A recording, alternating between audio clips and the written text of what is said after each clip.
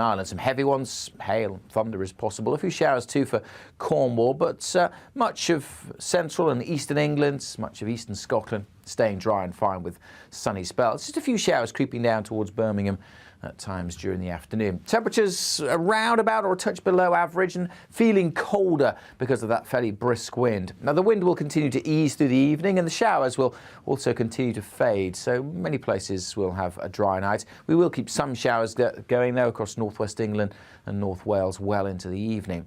We'll see a touch of frost across these eastern areas as temperatures fall, but further west, temperatures starting to rise through the night as more cloud spills in, and that cloud will bring damp conditions for Northern Ireland through the morning, and Saturday looking fairly wet across western Scotland, a bit of snow on the hills, and then we'll see patchy rain trickling into Wales, southwest England too, and eventually most places turning damp by the end of the day, but East Anglia and the southeast probably not seeing much rain until fairly late on. It will feel pretty cold in these eastern areas, 5 or 6 degrees as that cloud spills in, but turning milder in the southwest, double digits likely here. The rain becoming more extensive across the southeast during Saturday evening, so a fairly wet end to Saturday here, but easing off across Scotland and Northern Ireland, at least for a time, with a few blustery showers in the northwest. Sunday, a bit of a mixed picture. Grey in the south, brighter in the north, but the potential for some very windy weather in the northwest on Sunday night. Bye for now. Canary Islands sponsors the weather. Join me, Gloria De Piero, Monday to Thursday at noon for The Briefing. We go to the parts of Parliament that you won't see elsewhere. Plus, there's exclusive interviews with MPs from all parties. But quite often, they paper over the real truth. Why does a working class lad like you join the Tories? That's a good question. Don't miss it. Monday to Thursdays at noon on GB News. You're watching GB News live across the UK and the world on our digital stream. GB News is Britain's news channel. We are the UK's home of discussion and debate from all perspectives. We are here for you. Don't forget to join our YouTube community by clicking on that subscribe button. And if you want the GB News app, you can click and catch up on programmes anytime. We love to hear from you, so email us. gbviews@gbnews.uk. Thanks for being part of the GB News family. My name is Andrew Doyle. Join me every Sunday evening at 7 p.m. for Free Speech Nation.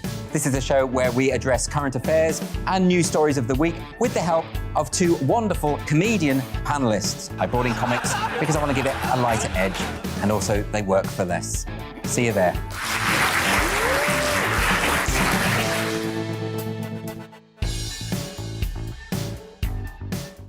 Join my show Farage, 7 p.m. till 8 p.m. Monday through Thursday, and there you will get opinion, analysis, debate, and I'll cover stories that nobody else dares to touch. And then for the last 15 minutes, talking pints. We're over a drink. We have a civilised conversation with someone. We very often disagree, but we do it in a grown-up way. Come and join me on Farage.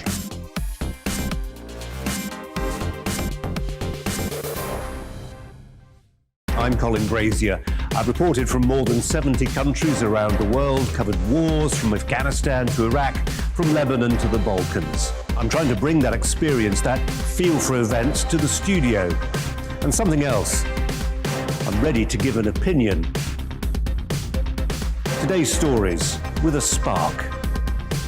Brazier from 8 p.m. weekdays on GB News.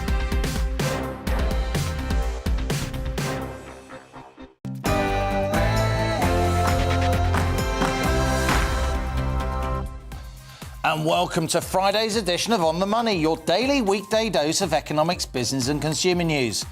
I'm Liam Halligan, and for the next 2 hours, yes, it's a 2-hour special, you lucky people, we'll be discussing new GDP growth numbers, which are less rosy than expected. Plus, we'll be revisiting the Scottish budget published yesterday, while examining new working from home rules, which come into force on Monday. All that and our money talks and start-up Britain guests. But first, it's the GB News headlines with Olivia Guthrie.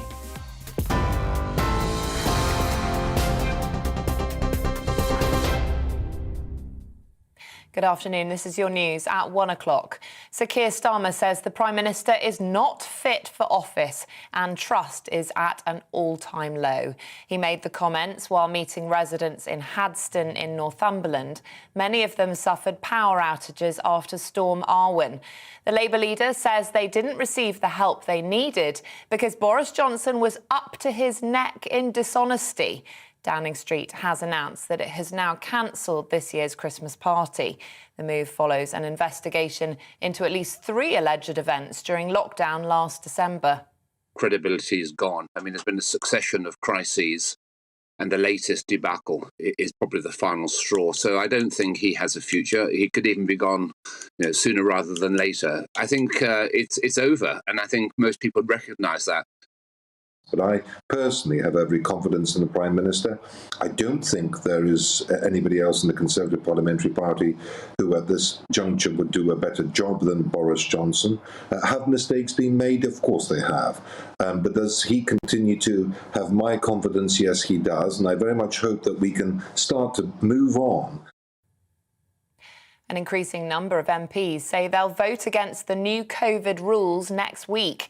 That's as Plan B is enforced across England in a bid to slow the spread of the Omicron variant.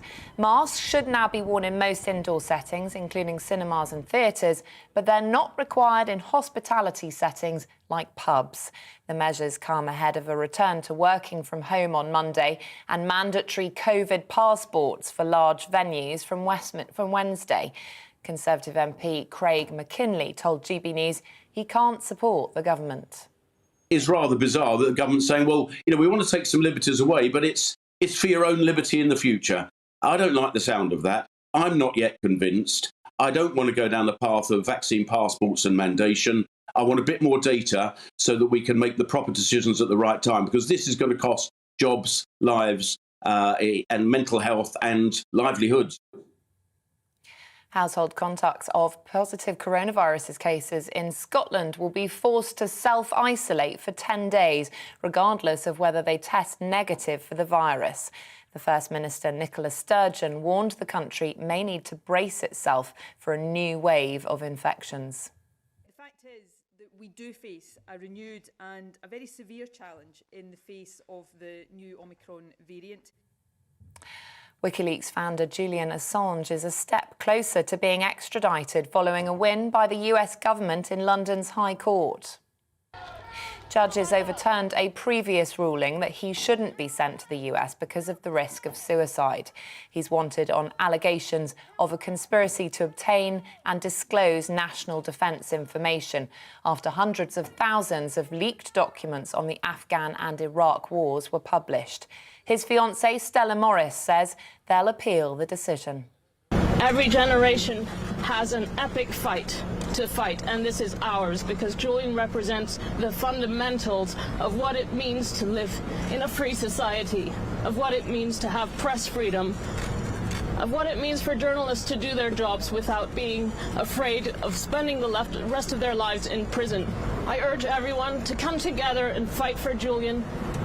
Julian represents all our liberties and all our rights. The UK is dealing with its largest ever outbreak of avian flu, with cases now identified across 40 properties. More than 20,000 birds have been culled in Northern Ireland, and the highly pathogenic H5N1 has also been discovered at a third property in Scotland. Exclusion zones are being set up around the affected properties.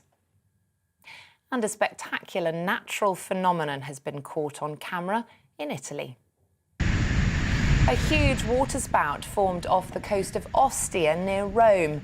Natural water columns like this happen when winds blowing in different directions run into each other. Local media reported the whirlwind lasted for about 50 minutes. You're right up to date. I'll bring you the latest headlines in half an hour. Let's go back to On the Money.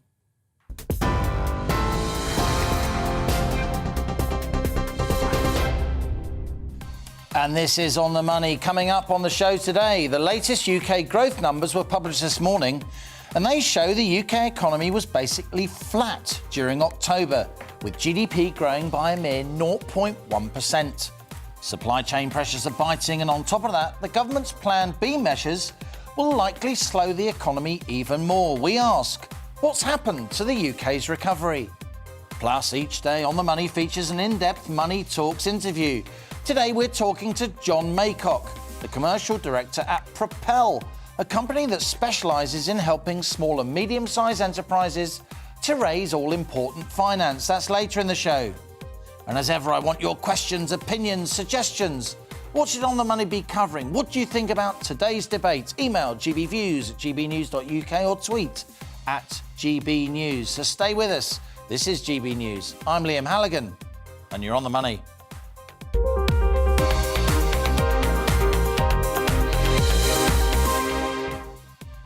We've always acknowledged there could be bumps on our road to recovery, said Rishi Sunak earlier today.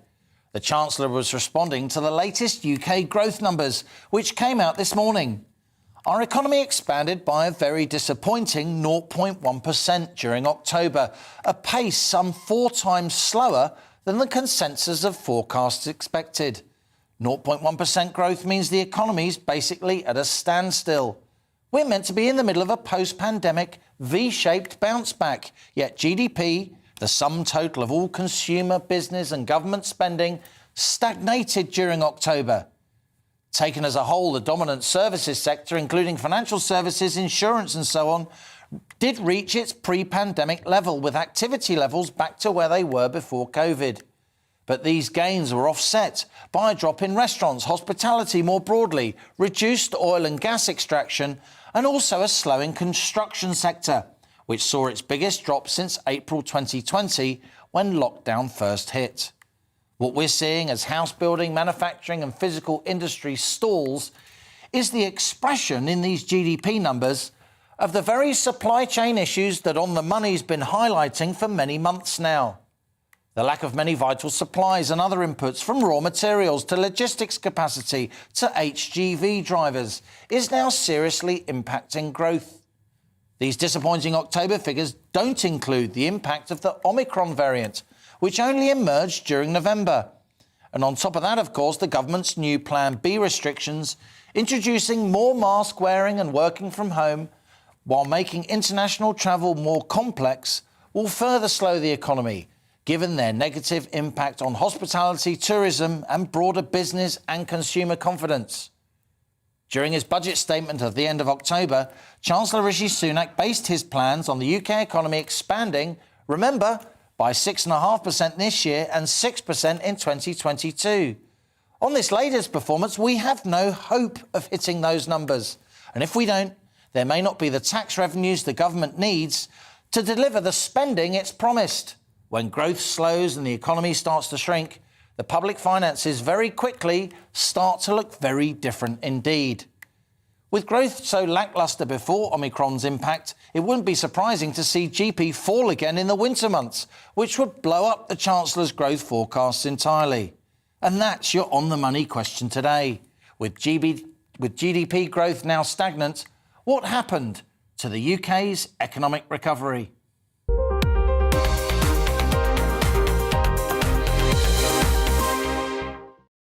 Grown-up conversations with people who really know their stuff. That's what we do on this show, and I'm delighted to welcome Merryn Somerset-Webb, the editor-in-chief at Money Week, contributing editor at the Financial Times. We also have former Treasury economist Julian Assange. And she's back again, our On The Money regular, Helen Thomas, CEO of Blonde Money. A stellar lineup if ever I've seen one. Merryn, you're a student of GDP numbers. I mean that as a compliment, not something that people will say to you often, but it's true. What did you make of the news this morning? 0.1% growth in October? Yeah, I mean, it's definitely disappointing. You and I have both agreed for some time that, we expected to see the UK economy absolutely roaring through the winter. But it's complicated, and, we don't want to read too much into a monthly number, particularly when there's a lot of mining, oil and gas, etc., bound up in it. So it's just 1 month, and if it wasn't for the new variant and the new restrictions, I think I'd say it wasn't that much to get worried about.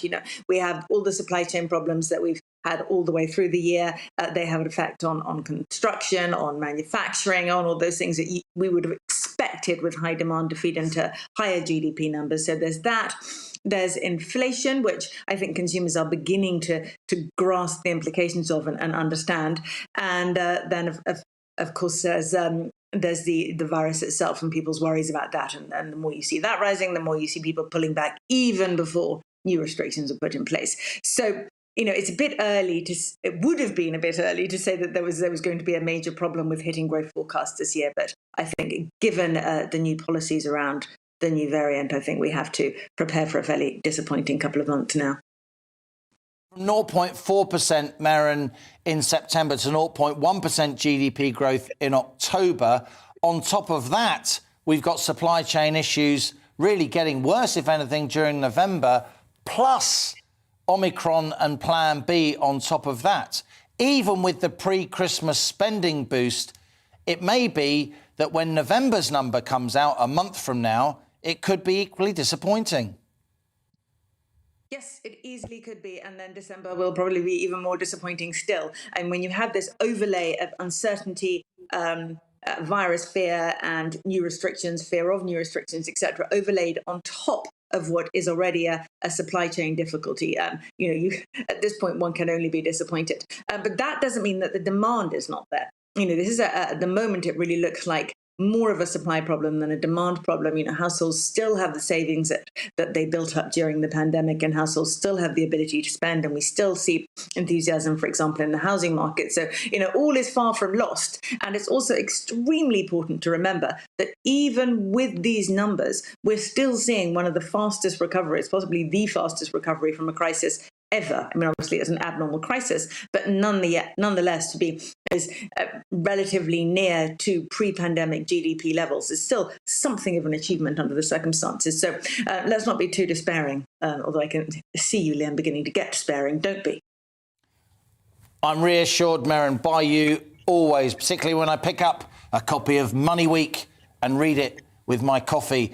Julian, as Merrin intimates there at the end of that final answer, it is quite confusing, isn't it, sometimes to distinguish between monthly GDP numbers and the annual GDP number. This 0.1% GDP growth number in October, while disappointing, doesn't mean that the annual number, when it comes out for 2020, 2021 as a whole, still won't be pretty buoyant.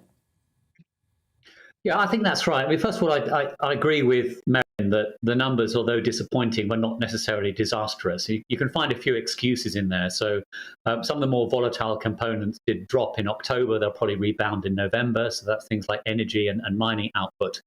There was weakness in manufacturing and particularly in construction, almost certainly linked to the supply chain problems. But there's some tentative evidence in some of the surveys that those problems are beginning to ease as well. So I think November will be a lot better than October.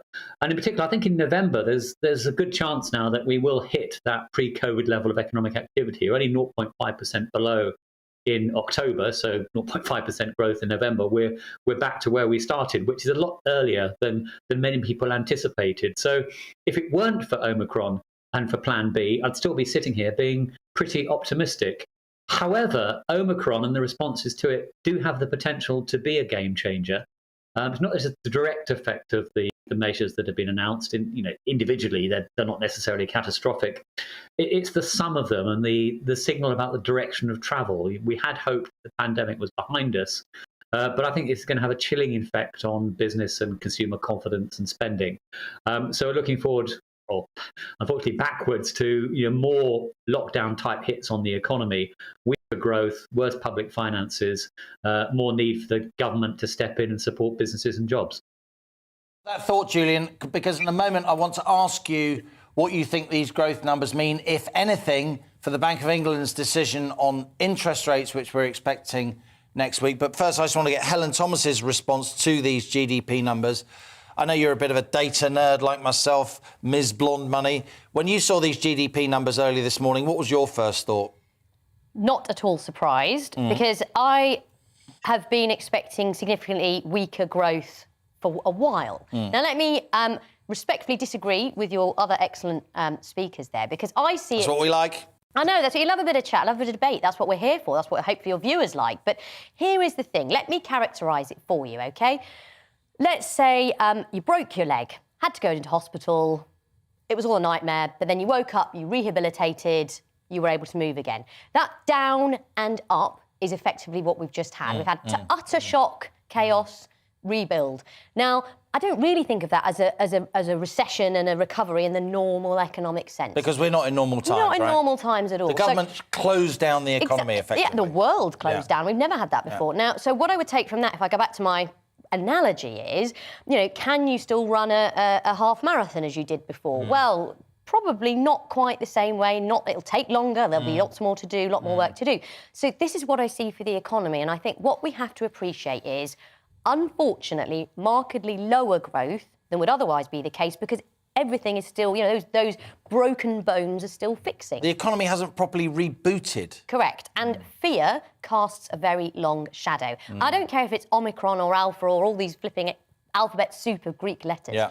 We're all humans. We've all had a huge shock. Something nasty is going to come along again. We're all going to just hunker down a bit. And what I thought was fascinating, and you mentioned in those numbers, hospitality, restaurants, still fear, still worry. People aren't sure about it. Indeed. I think that lasts a long time. Julian, on this show, and elsewhere, you have been pushing the Bank of England to raise interest rates. We've got another MPC, Monetary Policy Committee, meeting before Christmas. We were both maybe surprised, a little bit critical, that the MPC didn't raise rates last month in November. Do you think slower growth than we expected? Do you think Plan B, the impact of that on growth, means that the Bank of England should now delay? Well, unfortunately, it has provided them with another excuse to hold off, which I personally think would be a mistake. If we look, first of all, at the big picture, it's still the case that the economy has got back to pre-COVID levels much quicker than anticipated. The labour market is a lot stronger. And above all, inflation is a lot higher, which at the end of the day is the Bank of England's job is to worry about inflation. As far as the COVID shock is concerned, arguably it's going to impact both supply and demand in ways that are probably going to be offsetting as far as the inflation numbers are concerned. So if the bank is still serious about controlling inflation, then I think it does still need to move by a small increase in interest rates next week. That's certainly what I would be voting for. But, I fear after the recent news, I've been a minority, perhaps only of one. We're going to go to Mary Somerset-Webb for the final word, but just before we do, Helen, do you agree with that? You've been more dovish on rates. Do you think the Bank of England should hold off? Yes. I would then ask, about this inflationary surge. We know it's supply chain driven. What difference does interest rates of an extra 0.25% going to make to the fact that we can't get the construction workers can't get hold of the timber to make things? Yeah, indeed. That would be my question. Maren, final word to you. What will Money Week be saying in the upcoming edition about this upcoming MPC meeting in mid-December?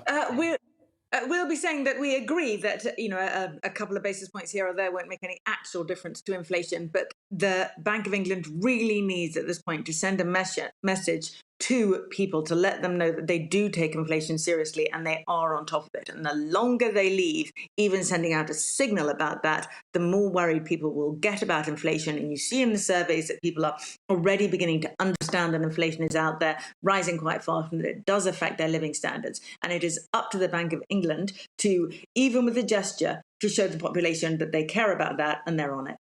Maren Somerset-Webb, you're on the money. In fact, you're all on the money, because this is On the Money with me, Liam Halligan. After the break, we'll be looking at the Scottish budget, which was announced yesterday, and breaking down what it means for you at home. So stay with us. Thanks to all my expert guests, Maren Somerset-Webb, Julian Jessup, Helen Thomas, Mrs. Blonde Money herself. Stay with us. You're on the money. It's time to remind ourselves there's always another winter. Canary Islands sponsors the weather.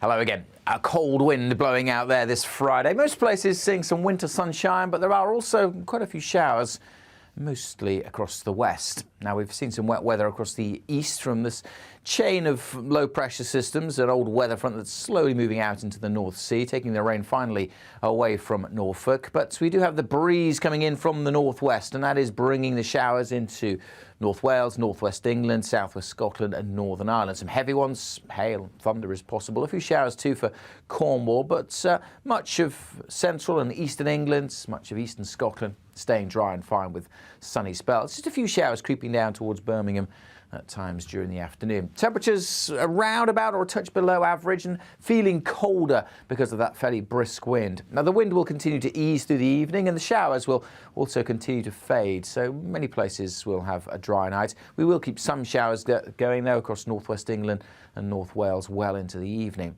We'll see a touch of frost across these eastern areas as temperatures fall, but further west, temperatures starting to rise through the night as more cloud spills in, and that cloud will bring damp conditions for Northern Ireland through the morning, and Saturday looking fairly wet across western Scotland, a bit of snow on the hills, and then we'll see patchy rain trickling into Wales, southwest England too, and eventually most places turning damp by the end of the day, but East Anglia in the southeast probably not seeing much rain until fairly late on. It will feel pretty cold in these eastern areas, 5 or 6 degrees as that cloud spills in, but turning milder in the southwest, double digits likely here.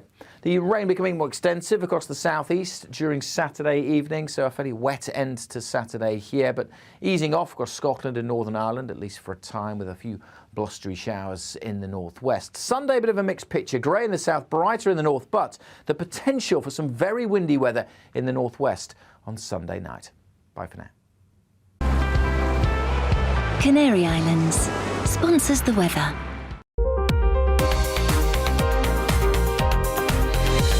You're watching GB News live across the UK and the world on our digital stream. GB News is Britain's news channel. We are the UK's home of discussion and debate from all perspectives. We are here for you. Don't forget to join our YouTube community by clicking on that subscribe button. And if you want the GB News app, you can click and catch up on programmes anytime. We love to hear from you, so email us. gbviews@gbnews.uk. Thanks for being part of the GB News family. My name is Andrew Doyle. Join me every Sunday evening at 7 p.m. for Free Speech Nation. This is a show where we address current affairs and news stories of the week with the help of 2 wonderful comedian panellists. I brought in comics because I want to give it a lighter edge, and also they work for less. See you there.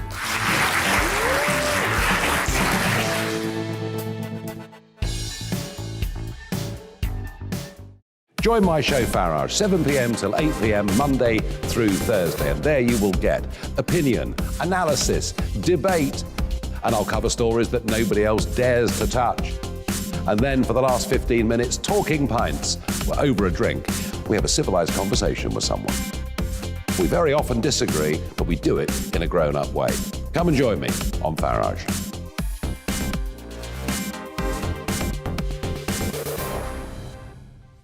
I'm Colin Brazier. I've reported from more than 70 countries around the world, covered wars from Afghanistan to Iraq, from Lebanon to the Balkans. I'm trying to bring that experience, that feel for events, to the studio. And something else. I'm ready to give an opinion. Today's stories with a spark.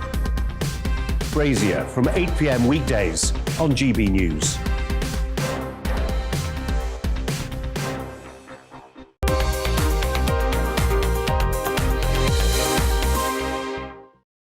Welcome back. You're on the money with me, Liam Halligan. Now, yesterday, Finance Secretary Kate Forbes delivered her budget to the Scottish Parliament, which she claims will help tackle the climate emergency, support economic recovery and reduce inequalities. The SNP's Economic Secretary says Scotland's paying disproportionately for the UK exiting the European Union. But will her budget pull through for Scotland's economic recovery? Joining me to talk about this is the MSP for Mid Scotland and Fife and Scottish Conservative Shadow Cabinet Secretary for COVID Recovery, Murdo Fraser. We did ask the SNP to come on the show, as we have many times over recent days, but once again, they declined. And the CEO of Blonde Money, Helen Thomas, is still with us here in the studio. Murdo, what did you make of Kate Forbes' budget yesterday? From where I'm sitting here south of the border, it seemed to drag a lot more people into the higher rates of income tax. Yes, Liam, it did. And you've got to put this into context, because this is now the largest Scottish Government budget ever in history, over £40 billion. It's up 10% on last year. So the block grant from Westminster is going up. Of course, the SNP always complain they never get enough money coming from the block grant from Westminster. But in fact, this is a record high budget with more money than ever before. Now, what did the SNP choose to do with that money? Well, you're absolutely right to say they have made some minor adjustments to the income tax rates, which of course are devolved to Scotland. So the thresholds for the high rate and for the additional rate of tax have been frozen, and that drags thousands more people into paying those higher rates of tax. But perhaps more worryingly still, what we saw was a real terms cut off, we think about £300 million to local government budgets. And the cap on council tax has been removed. And the consequence of that will be that councils trying to make up for the shortfall in their funding will have no alternative but to hike their council tax rates from April. So, hard-pressed families, people already struggling with rising fuel bills and rising household costs, will face not just potentially higher income tax in Scotland, but also substantially higher council taxes to pay from April. So it's a pretty bad news budget, considering there was so much extra money in the kitty to spend. It does look like families in Scotland will end up paying yet more. The SNP would say if they were here, and as I repeat, we have asked them on several times, including today, but they declined. If they were here, Murdo Fraser, they would say that they're helping to tackle climate change. They'll point to Nicola Sturgeon, the First Minister's, the role she played at the COP26 summit in Glasgow. What do you make of this whole SNP relationship with North Sea oil and gas? They used to say it was Scotland's oil, and if that was recognised, Scotland wouldn't need money from the rest of the UK. Scotland would be wealthier than England. And yet in recent months, particularly since they've been in coalition with the Greens at Holyrood, or at least they've got an arrangement with the Greens to keep their working majority in the Scottish Parliament, they've become a lot more sceptical of the North Sea oil and gas industry. Yet I know you guys in the Tories, you're trying to get Boris Johnson to say unequivocally that he's a huge fan of North Sea oil and gas, and he won't. Well, Liam, there's over 100,000 jobs in Scotland dependent upon the oil and gas sector. So it's really important. And even, everybody accepts after COP, we've all got obligations to make a transition towards net zero. But we can't just turn the taps off overnight, because we're all going to need oil and gas for years, if not decades to come, as part of that transition. And at the moment, the UK is already an importer of gas. So if we shut down the North Sea oil industry, all we're going to do is import more oil and gas from Russia and from other countries where it's probably produced to much poorer environmental standards than we have here. And we'll be exporting these jobs to other countries, but doing nothing to help the environment. I think the SNP's position on this is an extraordinary change of direction. If you think back to 2014 and the independence referendum just 7 years ago, the entire economic prospectus for an independent Scotland was based on there being oil being pumped out of the North Sea worth over $100 a barrel for many decades to come. And in the space of 7 years, that has been entirely torn up. And we've now, of course, no idea what the economic prospectus for an independent Scotland would be, because the SNP, despite wanting another referendum, haven't told us what that is, but have totally changed their tune and at the same time are abandoning all these 100,000 workers in Scotland whose livelihoods depend upon the oil and gas sector. Murdo, let me just put that to Helen Thomas. You're not Scottish, I'm not Scottish. We both look at Scottish politics very closely, and of course the budget is a big day. What do you make of this new arrangement where the SNP rely on the Greens? They didn't get a majority in the May election. They rely on the Greens, 7 or 8 seats at Holyrood, to have a working majority. That has changed the SNP's attitude on certain things, hasn't it? It certainly has, as we've just been hearing there about a shift in their position. But here's the thing. To be fair, there is a general move in Europe. Let's look at Germany, where I would call it going left and going green. Especially under the new Chancellor? Well, new Chancellor in Germany, I mean, you know, the Greens are in that government. There are key commitments there on switches to getting rid of coal, etc., and spending to pay for it. And, you know, we come up on this a lot in your show, Liam, here, about the cost, don't we, of the transition and of the someone's got to changes. talk about it. You absolutely have to. and in some respects, there is a sort of inexorable logic. You know, you have to spend big because this is huge transitions. We've just heard if the SNP want to make a go of a bigger economy that is more, you know, environmentally friendly, what about those jobs that we've just heard about? So the thing is, you have the slight issue with green going left and going green is there's a very long time horizon, big spending, possibly big tax rises to pay for it, or borrowing. It'll land on someone in the end. Is the electorate committed to that? That's right. That's the question. Big costs up front, unknowable benefits down the line, by which point existing politicians have moved on. That's a lot of the issue with this whole green agenda, with this COP26 agenda. I think there will be some green jobs, but I think, as we just heard from Murdo Fraser, there's an awful lot of oil and gas jobs that will be lost that are vital, particularly to Aberdeen and other coastal communities in Scotland, right? Well, you know, but let's take a historical perspective. These things happen. I often hark back to, you know, the days of horse-drawn carriages and manure on the street, and it was all awful. You know, now we need to think about, we might look back and see the disgusting pollution of what we've done. You've got to take that 50, 100-year view, but of course politics, well, doesn't even take 1 week's view sometimes, does it? Murdo, I must put it to you again. You've said that Nicola Sturgeon has done a volte-face and changed her tune. I know lots of Scottish Tories, because I've talked to them, want an absolutely clear statement from Boris Johnson reassuring voters who have concerns about those 100,000 oil and gas jobs that he fully supports the industry. But again, he isn't giving that assurance, is he? Well, we've had much more support and assurance from the UK government than we've had from the Scottish government. That's the reality. And look, this is really a question of timing. You know, everybody accepts that oil and gas in the long run doesn't have a future. And we do have to transition these jobs into jobs in, for example, green energy, which is why we've seen new announcements backed by the UK government for hydrogen projects in Scotland, or the support for the new offshore wind turbine factory that's been built on the Moray Firth. That's all really good. But you can't just turn off the taps on the North Sea oil, partly because you would be throwing people on the scrap heap, and partly because even if we move quickly, as we are doing, towards net zero and more renewable energy, we're still going to need gas as a transition for probably decades to come. And we're not producing enough ourselves, and that would mean importing it. And that makes no sense, either economically or environmentally. Murdo Fraser, Conservative MSP for Mid-Scotland and Fife, thank you for your input from Perth there. And, of course, Helen Thomas, CEO of Blonde Money. See you next week.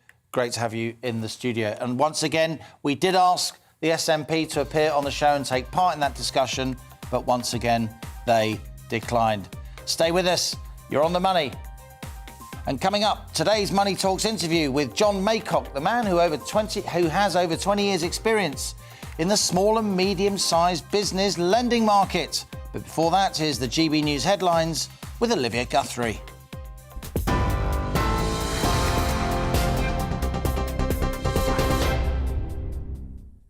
Good afternoon. Here are the latest headlines. Sir Keir Starmer says the Prime Minister's not fit for office and trust is at an all-time low. He made the comments whilst meeting residents in Hadston in Northumberland. It follows an investigation into 3 alleged Christmas parties during lockdown last December. Downing Street has announced it's cancelled this year's event.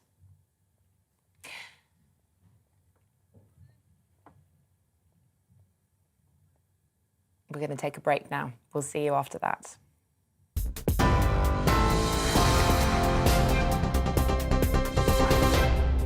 You're watching GB News live across the UK and the world on our digital stream. GB News is Britain's news channel. We are the UK's home of discussion and debate from all perspectives. We are here for you. Don't forget to join our YouTube community by clicking on that subscribe button. And if you want the GB News app, you can click and catch up on programmes anytime. We love to hear from you, so email us. gbviews@gbnews.uk. Thanks for being part of the GB News family. My name is Andrew Doyle. Join me every Sunday evening at 7 p.m. for Free Speech Nation. This is a show where we address current affairs and news stories of the week with the help of two wonderful comedian panellists. I brought in comics because I want to give it a lighter edge, and also they work for less. See you there.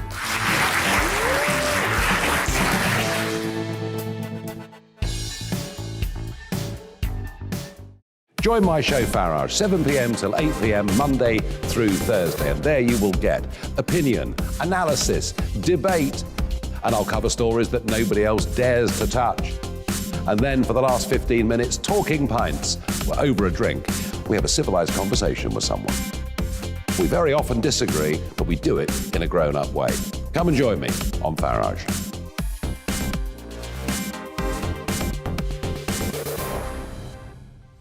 I'm Colin Brazier.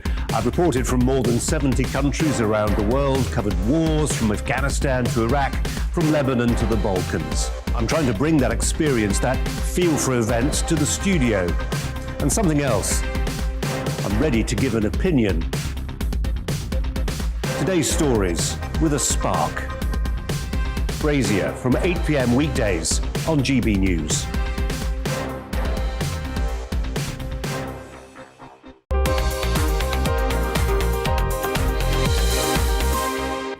Welcome back. You're on the money with me, Liam Halligan. Now, earlier this week, Prime Minister Boris Johnson announced that England will face further COVID-19 restrictions to curb the spread of the Omicron variant. But in Northern Ireland, strict measures such as the requirement of COVID passports for access to venues like restaurants, pubs and theatres are already in place. And it's coming at a cost. Enforced restrictions are having a detrimental impact on businesses in Northern Ireland, the data shows, particularly those in the hospitality sector. Here to tell us more, it's our Northern Ireland correspondent, Doogie Beattie. Doogie, good to have you with us here on The Money. Tell us about those restrictions in Northern Ireland, because for a lot of people in the rest of the UK, I know from talking to them, they don't realise what's happening in your part of the world. Yes, we had COVID passports set upon us just about a week ago. They come into law this week coming, means actually the owners of those institutions can be prosecuted for letting people in without the COVID passports. Now, the industry, the hospitality industry, has asked for financial support in employing people to check those things, at the door. So if you're paying somebody £20,000 a year to put them at the door, that needs to be £40,000 because there needs to be two people. And that is causing real problems here.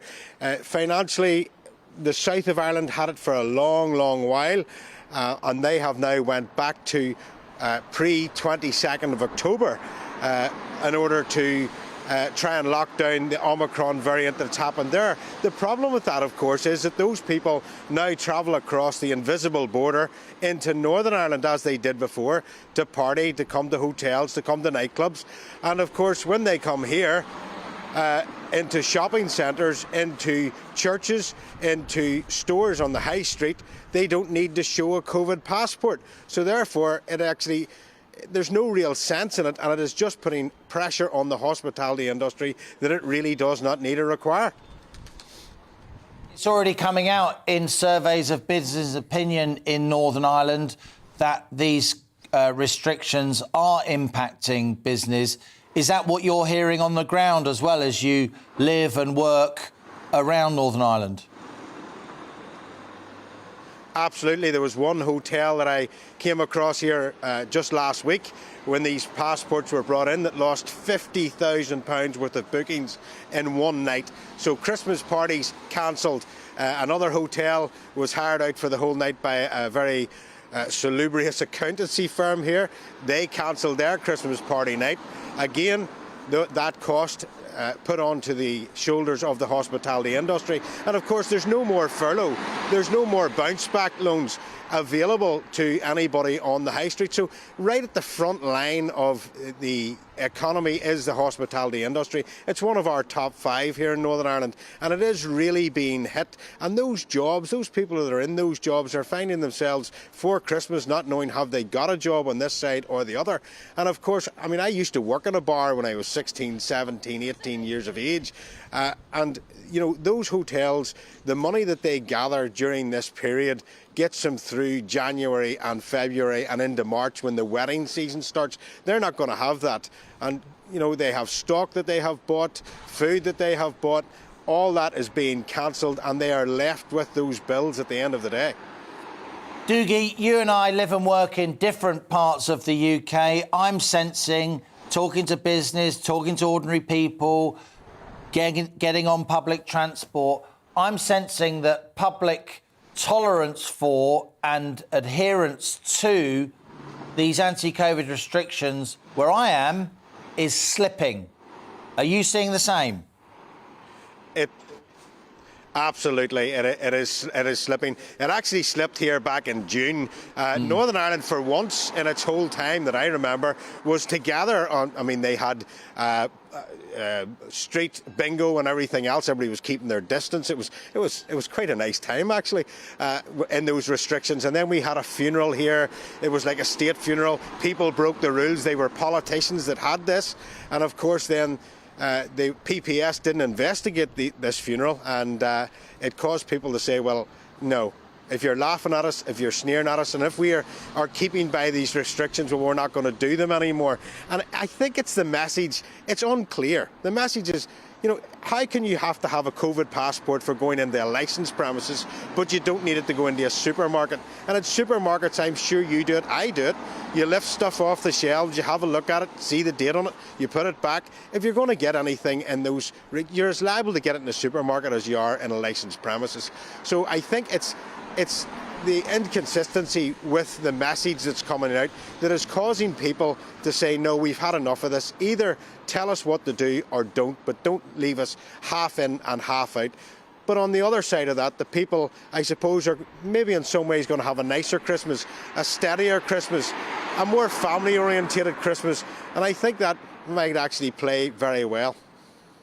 Very interesting as ever, Doogie. It may be, of course, that the government wants that ambiguity, wants those rules to be vague, so it doesn't have to pay furloughs, so it can't be blamed for the related economic slowdown. I'll be discussing that in the next hour here on The Money. But for now, Doogie Beattie in Lisbon, Northern Ireland, thanks a lot for joining us here on The Money. And it's time now for my daily interview series. Here it is. It's Money Talks.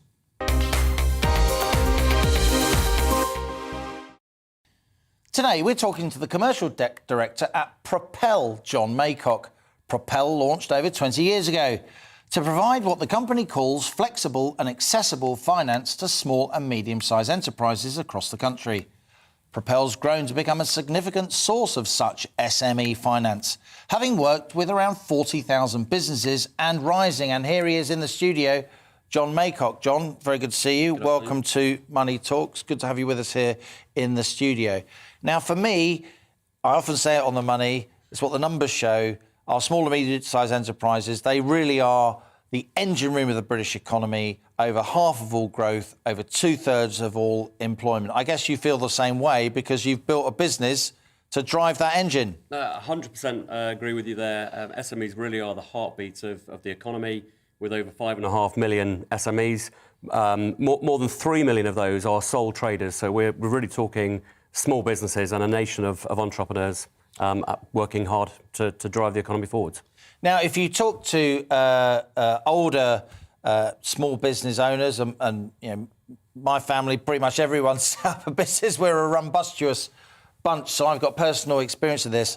A lot of them will say, you used to be able to get money from the bank, you used to know your bank manager, he or she would know you were a good bet or a bad bet. Those local bank branch networks were key in funding SMEs. Now they don't exist. It's really hard to get finance. That's why we've got so many big companies that often rip consumers off, rather than small companies nipping at their heels. What makes you guys different?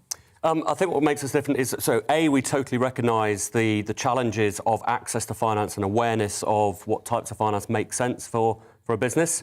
Secondly, we are a small business ourselves. Yes, we're growing, and yes, we're trying to help many tens of thousands of customers. But we have the empathy for small businesses and their challenges.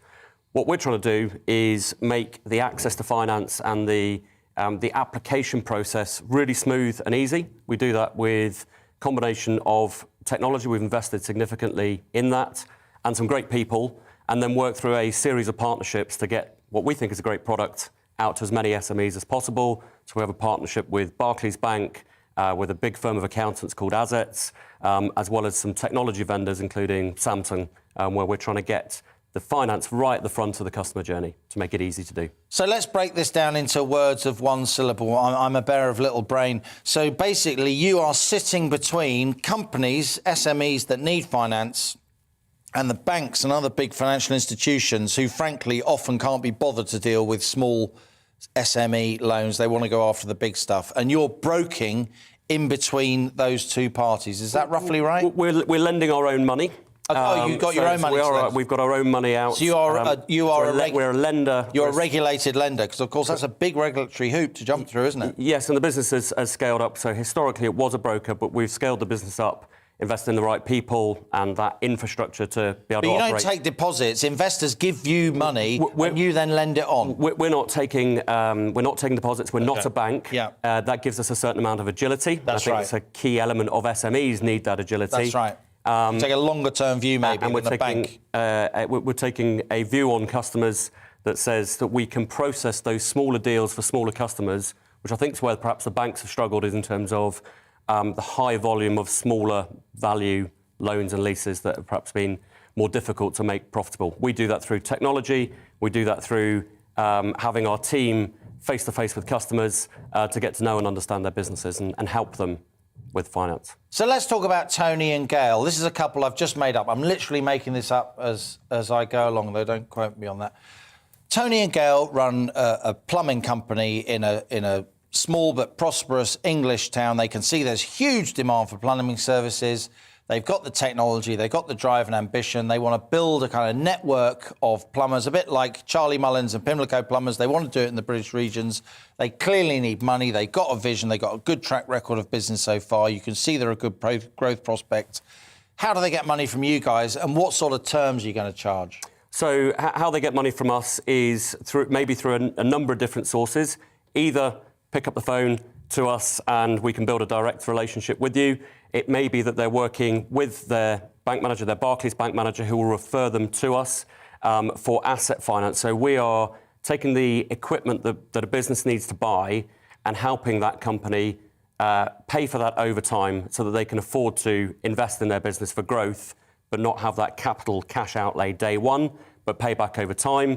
And that's how we help those businesses and get the use of finance married up to the type of asset, so they're not using cash or an overdraft for something that's going to be in their business and driving growth for many years. We can spread the cost of that over the same period of the use of the asset. So is it true to say you tend to finance big pieces of capital equipment, or do you provide general finance for wage bills and anything else a company may need to meet? We are, in order to make our finance competitive and on the money for the customers and affordable, we're lending. Thank you. We're lending against an item of equipment, which may be a van for a plumber, or it may be a telephone system for an estate agent. And we've seen, or some new software development or something like that. Yeah, and certainly on the technology assets, we've seen a huge increase in demand. Certainly over the COVID period, where businesses are having to work remotely. How do they enable their teams to work remotely? What technology do they need to make that work, particularly in the services industry? Now, putting aside any relationships you may have with any of the individual clearing banks, do you feel what a lot of people, who run small businesses feel, who want to run small businesses feel, that the banks aren't nearly as available and as willing to lend to small and medium-sized enterprise as they were maybe 10 or 20 years ago?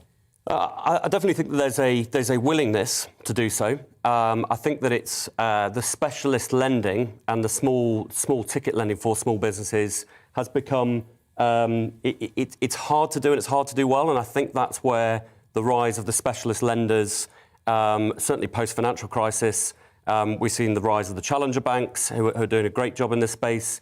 And what we see with the banks that we're talking to is they recognise what they're fantastic at, and the core banking services and the overdrafts. And where they can't be brilliant at necessarily everything they do, that's where they've, particularly with the Barclays relationship, have chosen to deal with somebody that's a specialist in small business asset finance lending. You know, let me try this out on you. You know, I like financial markets. I'm a capitalist guy. I think if a government gives you a banking licence, right, which is basically a licence to print money, it's pretty hard not to make money if you've got a banking licence unless you squander it all or you're, you know, don't know what you're doing. I think banks should be compelled to lend a certain amount of their loan book to small and medium-sized enterprises. I really do. I can't comment on how to regulate the banks. That's not my field of expertise. Certainly, I agree in terms of making the awareness of finance for small businesses and what's the right product for them. There is a responsibility on all of us in the industry to drive that awareness through, such that small businesses understand where they can go to get the right type of finance for the investment that they need. And I think critically, to drive the economy and growth in the economy over a longer term, small businesses, it's absolutely essential that we give them the confidence to invest for growth and go for growth in 2022. I guess one of the really interesting things about your job is that you get to work with and help and look at, you know, dozens, hundreds, even thousands of businesses over the course of a year. So maybe you've got a view on this. How do you think, just in general terms, John, how do you think this pandemic is going to change business? How do you think it's going to change the way we live and work? Do you think working from home is here forever? Do you think we'll ever go back to the way we were? I'm asking you to speak very generally as somebody who has this really privileged, you know, window on the British business community, given what you do for your day job, as it were. So the first couple of things I'd say about small businesses is the agility and resilience that they've shown over this period has been tremendous. Unbelievable. Unbelievable. I don't think our political class gets what small businesses do. Certainly not a lot of them don't. And I think the kind of work from home trend has been forced on us. Some of that becomes entrenched a little bit, and the worry about the current advice is, does that entrench that more? And we've already seen in the papers this morning, larger businesses are saying we're not closing our offices in the centre of London. We're talking about that in a minute here. You can't replicate the face-to-face activity. That's right. And that's, if you think about the 3 million sole traders, they probably do work from home. They work from home outside of their normal trading hours, dealing with their bills and the VAT returns and everything else. But they need to go out and ply their trade on a face-to-face basis. So, no, certainly I think that the small businesses will drive a return to trading as freely as possible face-to-face with people. And here in the On The Money studio, we try to bring to viewers a sense of the entrepreneurialism, the dynamism of the UK economy. You know, it's not all parts of the UK. Some parts of the UK are unfortunately, you know, are struggling economically. Other parts of the UK are very, very driven and dynamic. Do you see signs of our entrepreneurial class, of our small and medium-sized enterprises responding to the challenges of this pandemic, finding new ways of doing things, driving forward commerce in a way that eventually will be reflected in the GDP numbers? Yes, short answer. I see SMEs as great innovators. We've had a couple of examples recently where a pub came to us to ask for finance for a pizza oven. They couldn't operate the pub, but they could still ply a trade, and we financed the pizza oven for them. Good for them. We've seen other instances with one of our clients, Supper London, who's delivering fine foods from the restaurants. They've invested in specialist mopeds that will keep the food all stable and delivered, and it's a fantastic business. And they've seen the current challenges as the opportunity to be able to invest in. That's the essence of being an entrepreneur, isn't it? And we are a nation of entrepreneurs. Looking at a problem, or what everyone sees as a problem, and seeing in it the germ of a solution, right? Absolutely, and I think that's where the ability for small companies to be able to move more quickly than the larger companies is what needs to be commended and supported. And how do we give them the confidence to keep making those steps into those opportunities where others see challenges? Final answer, briefly. I often ask this of On The Money guests. What would you say to people watching this who think maybe I could run a business. Maybe that's the right route for me. I'd say it's hard, hugely rewarding, and there are many people out there that are desperate to try and help small businesses set up and grow and provide for their families and provide for the economy abroad. Well, John, it's been great to talk to you. John Maycock, you're the Commercial Director of Propel. Stay in touch and let us know how the UK's SME sector is getting on, those vital small and medium-sized enterprises that drive our economy forward. You've been watching On the Money with me, Liam Halligan, and today's your lucky day because we've got another hour coming right up of On the Money. After the break, we'll be covering the new work from home guidance I was just discussing there with John and the impact this has had on businesses across the UK. So stay with us. This is GB News. I'm Liam Halligan, and you're On the Money. It's time to remind ourselves there's always another winter. Canary Islands sponsors the weather.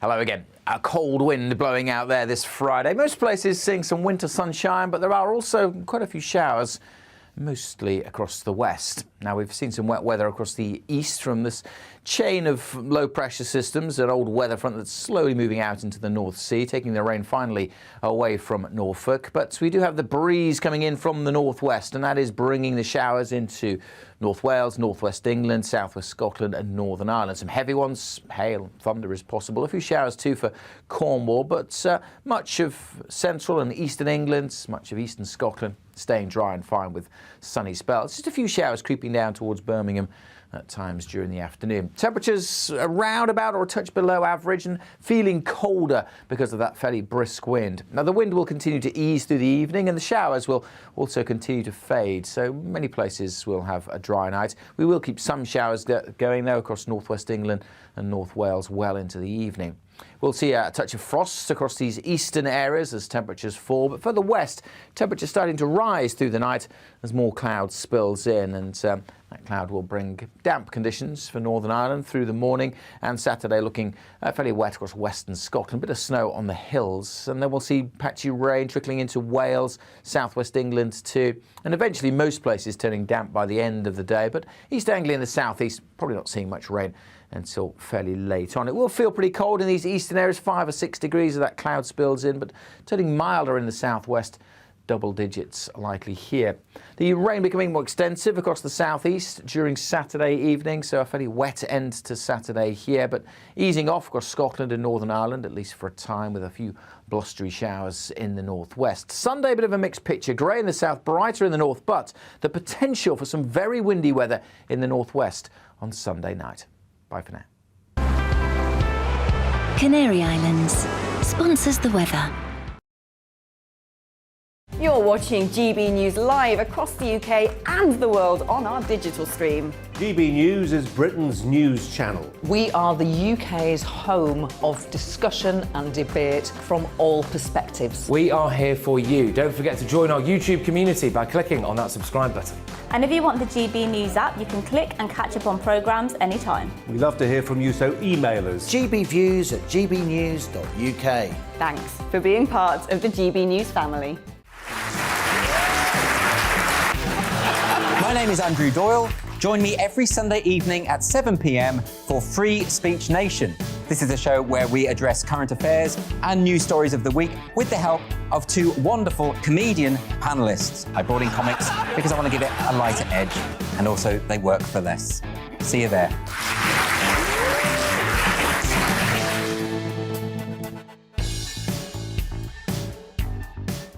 Join my show Farage, 7 p.m. till 8 p.m. Monday through Thursday, and there you will get opinion, analysis, debate, and I'll cover stories that nobody else dares to touch. And then for the last 15 minutes, talking pints. We're over a drink. We have a civilized conversation with someone. We very often disagree, but we do it in a grown-up way. Come and join me on Farage.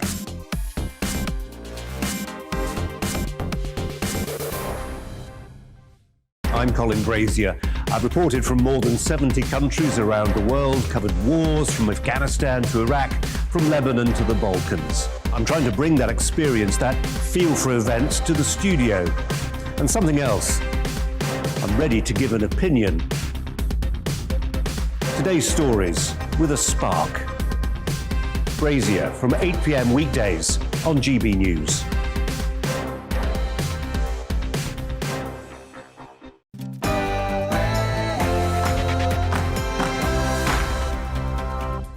Welcome back to On the Money, your daily weekday dose of economics, business and consumer news. I'm Liam Halligan. For the next hour, we'll be talking about the government's new Plan B restrictions, including working from home, and the response of and impact on businesses across the country. So stay with us. You're On the Money. But first, it's the GB News headlines with Olivia Guthrie.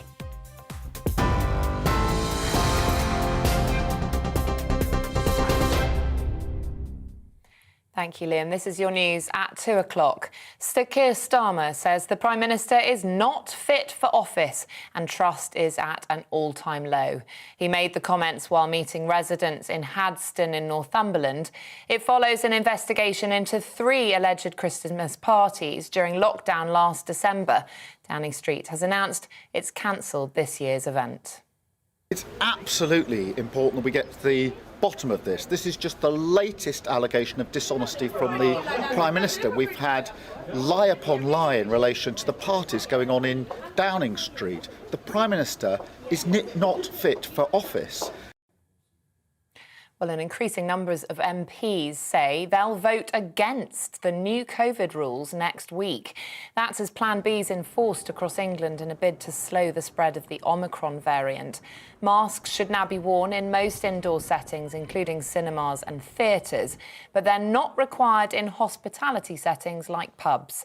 The measures come ahead of a return to working from home on Monday and mandatory COVID passports for large venues from Wednesday.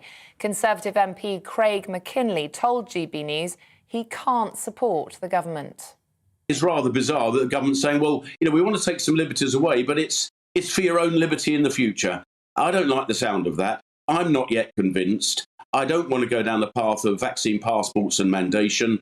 I want a bit more data so that we can make the proper decisions at the right time, because this is going to cost jobs, lives, and mental health and livelihoods. Household contacts of positive COVID cases in Scotland will have to self-isolate for 10 days, regardless of whether they test negative for the virus. Scotland's First Minister Nicola Sturgeon says she can't rule out further restrictions as a result of the Omicron variant. She warned the country may need to brace itself for a new wave of infections. The fact is that we do face a renewed and a very severe challenge in the face of the new Omicron variant. To be blunt, because of the much greater and faster transmissibility of this new variant, we may be facing, indeed, we may be starting to experience a potential tsunami of infections. In Wales, First Minister Mark Drakeford is urging people to take lateral flow tests every time they leave the house. He says Wales will ensure everyone aged 18 and over will be offered their 3rd jab by the end of January. He also extended the guidance on face coverings for pubs and restaurants, as well as most indoor settings. We strongly urge everyone to flow before you go. That means taking a lateral flow test before you go out, whether that's to a Christmas party, Christmas shopping, visiting friends or family, going to any crowded or busy place, and before travelling. The Met Police has denied institutional homophobia after an inquest found police mistakes probably contributed to the deaths of serial killer Stephen Port's victims. Officers in Barking, East London, missed repeated opportunities to catch Port as he drugged, raped and murdered 4 young gay men. Port was sentenced to serve a whole life term in November 2016. Well, there were certainly errors in the investigation. There's no doubt about that, and we're truly sorry for them.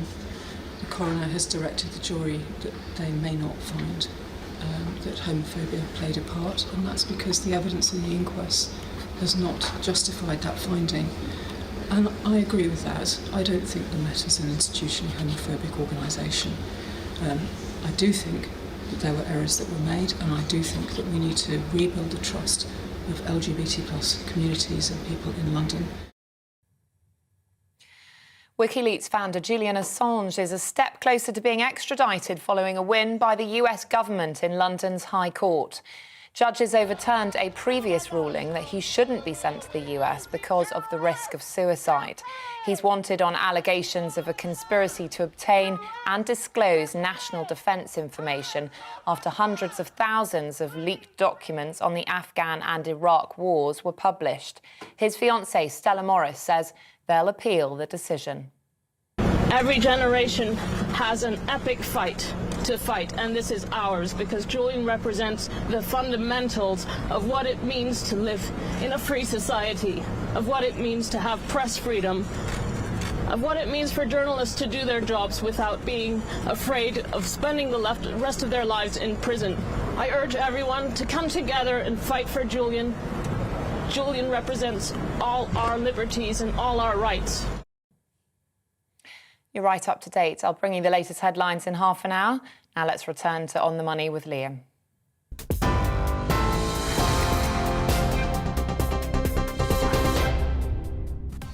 Thanks a lot, Olivia. Coming up on the money today. So UK growth is flat, as we've just been reporting, with today's GDP numbers showing the British economy grew by just 0.1% in October. And now Plan B restrictions could slow business and commerce even more. In light of that, we'll discuss how some firms are criticising and even pushing back against the government's working from home directives, which is due to start tomorrow. Plus, we're celebrating our country's new businesses in our regular feature, Startup Britain. Today, we're talking to Tarek Ghanameh, the founder of Noise Sharks, a music content sharing site that's funded by fans. 8 years ago, Tarek left his family and home following the Syrian civil war, and we'll be hearing his remarkable personal and business story later in the show. Keep sending in your emails. We love to hear what you're thinking. What do you think of the new working from home advice and Plan B in general? Email gbviews@gbnews.uk or tweet @gbnews. Stay with us. This is GB News. I'm Liam Halligan. You're on the money.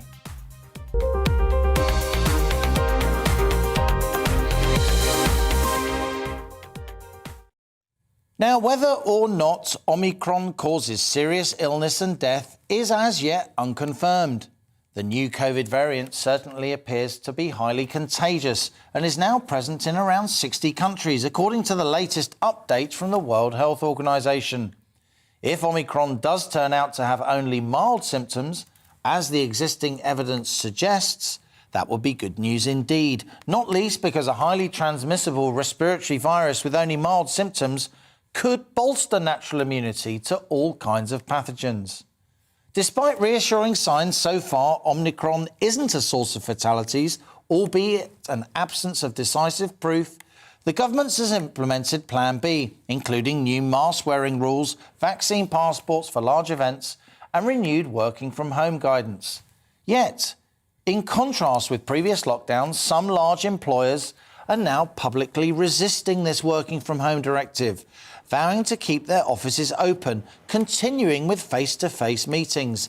This trend's been particularly prominent over the last 24 hours across the City of London. The accounting giants PwC and KPMG are among those who've said they won't be closing their buildings despite the Prime Minister's recommendation staff should work remotely. The investment banks JP Morgan and Deutsche Bank have said much the same. Many business leaders argue the benefits of in-person meetings cannot be replicated, particularly during busy periods such as now. Lawyers are meanwhile being inundated with requests for guidance from firms seeking to work around the rules. It strikes me the government's being deliberately vague when issuing this working from home directive. The language has shifted. During the last lockdown, ministers said everyone must work from home unless they're unable to do so. But this time around, the language is somewhat softer. Work from home if you can, ministers say. Now, one reason may be that the government wants to avoid blame for economic slowdown. Plus, the Treasury doesn't want to shell out for more furlough payments or business support grants.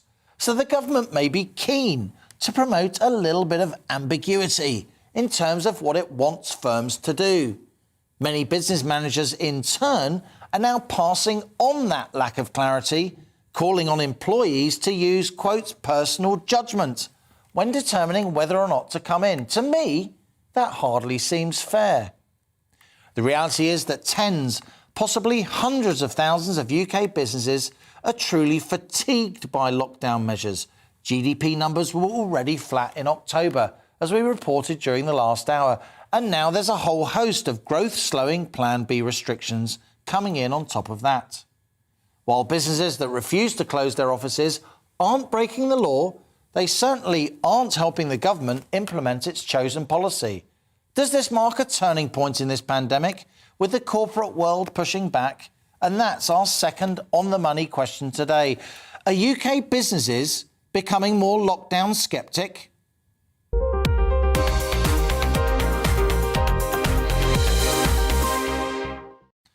Yet again here on The Money, a grown-up discussion with people who really know their stuff. I'm joined now by Natalie Alexander, Director of Alexander Hancock Recruitment Agency based in Manchester.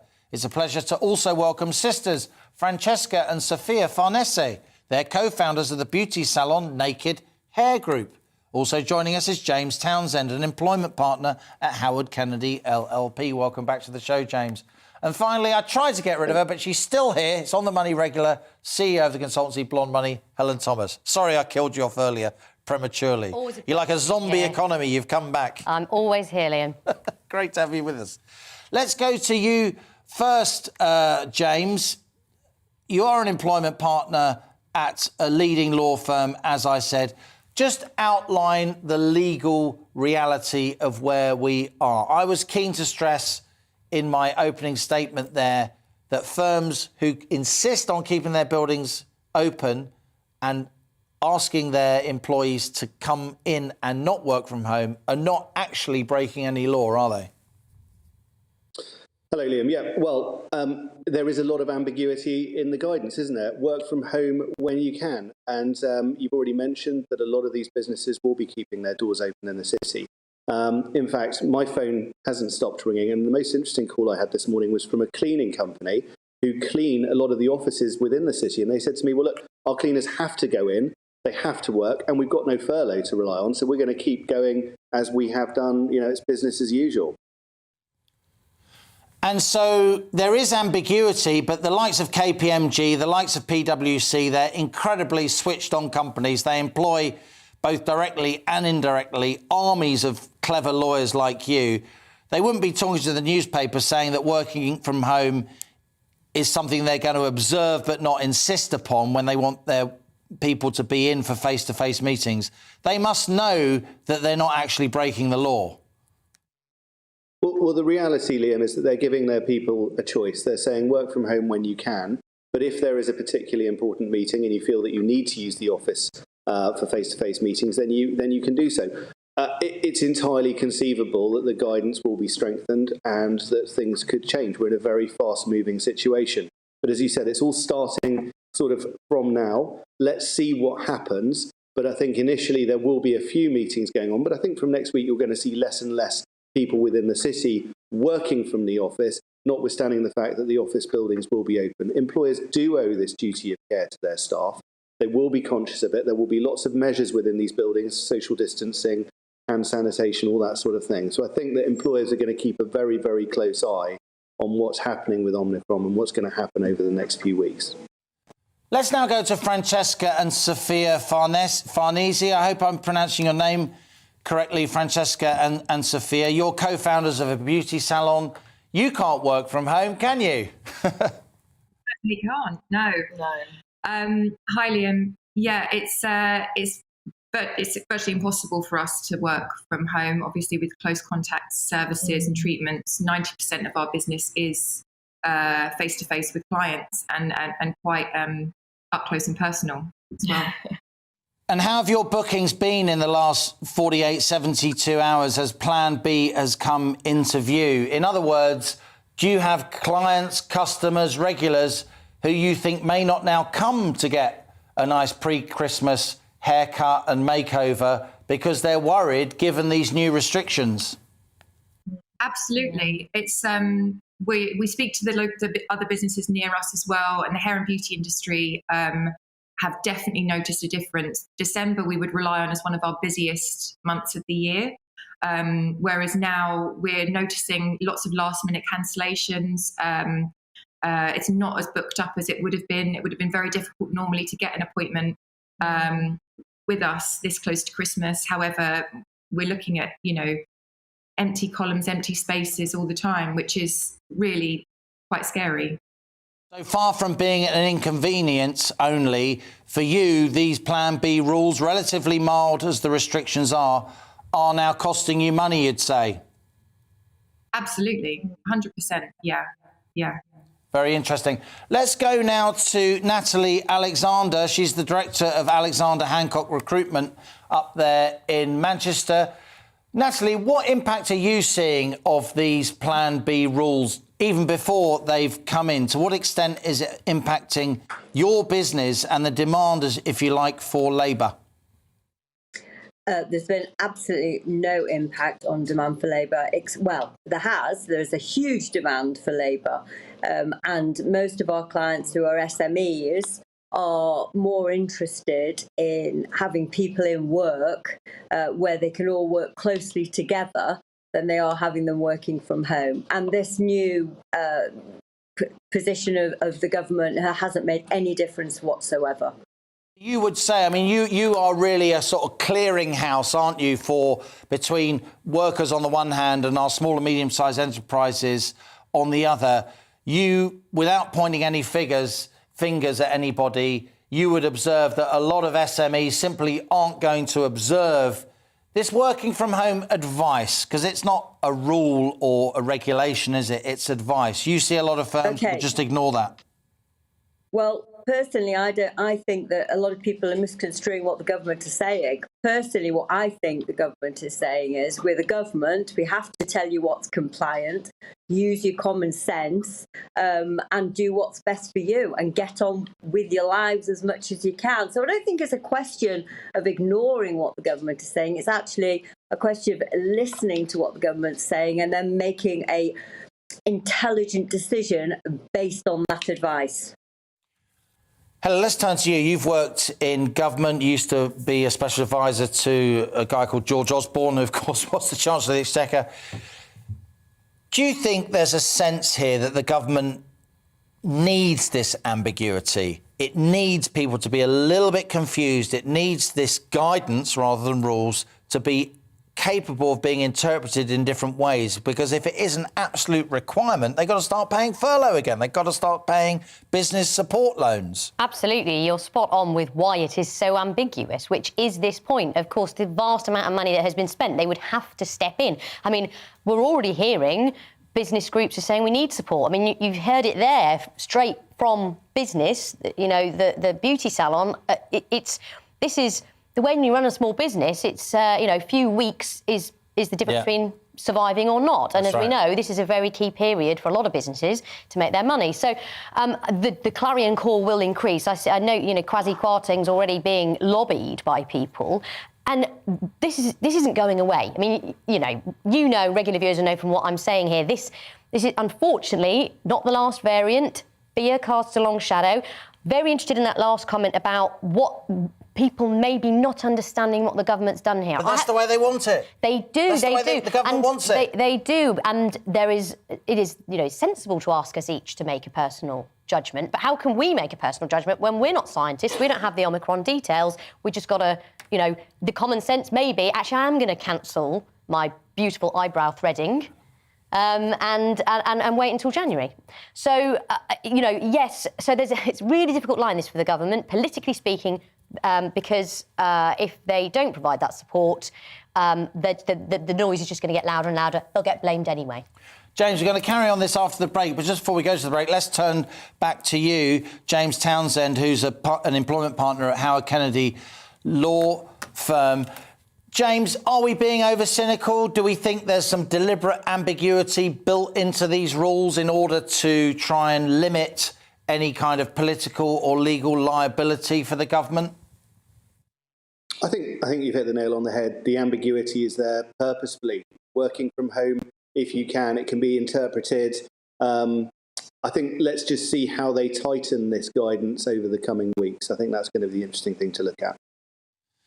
You're watching On the Money with me, Liam Halligan. After the break, we'll keep this discussion going with the director of Alexander Hancock Recruitment Agency, Natalie Alexander, up there in Manchester, with beauty salon owners Francesca and Sophia Farnese, with the employment partner at Howard Kennedy LLP law firm, James Townsend, and of course On the Money regular, my sidekick here in the studio, Helen Thomas. As ever here on the show, grown-up discussions with people who really know their stuff. Send in your emails. How do you feel about the new, what we just heard of as deliberately ambiguous working from home advice? Let us know and stay with us. You're On the Money. It's time to remind ourselves there's always another winter. Canary Islands sponsors the weather. Hello again. A cold wind blowing out there this Friday. Most places seeing some winter sunshine, but there are also quite a few showers, mostly across the west. Now, we've seen some wet weather across the east from this chain of low-pressure systems, an old weather front that's slowly moving out into the North Sea, taking the rain finally away from Norfolk. But we do have the breeze coming in from the northwest, and that is bringing the showers into North Wales, northwest England, southwest Scotland and Northern Ireland. Some heavy ones, hail, thunder is possible. A few showers too for Cornwall, but much of central and eastern England, much of eastern Scotland staying dry and fine with sunny spells. Just a few showers creeping down towards Birmingham at times during the afternoon. Temperatures around about or a touch below average and feeling colder because of that fairly brisk wind. Now, the wind will continue to ease through the evening and the showers will also continue to fade, so many places will have a dry night. We will keep some showers going though across northwest England and North Wales well into the evening.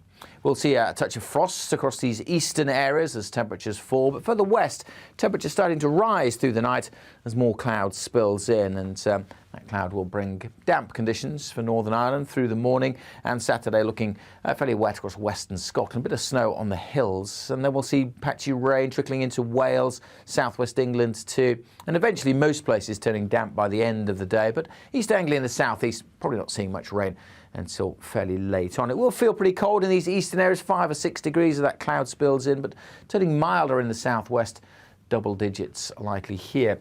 The rain becoming more extensive across the southeast during Saturday evening, so a fairly wet end to Saturday here, but easing off across Scotland and Northern Ireland, at least for a time, with a few blustery showers in the northwest. Sunday, a bit of a mixed picture. Grey in the south, brighter in the north, but the potential for some very windy weather in the northwest on Sunday night. Bye for now. Canary Islands sponsors the weather.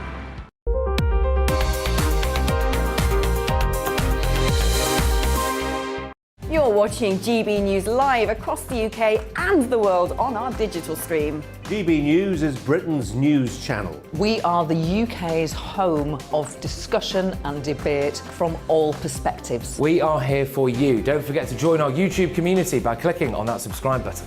And if you want the GB News app, you can click and catch up on programmes anytime. We love to hear from you, so email us. gbviews@gbnews.uk. Thanks for being part of the GB News family.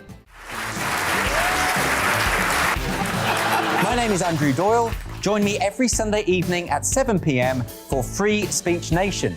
This is a show where we address current affairs and news stories of the week with the help of two wonderful comedian panellists. I brought in comics because I want to give it a lighter edge, and also they work for less.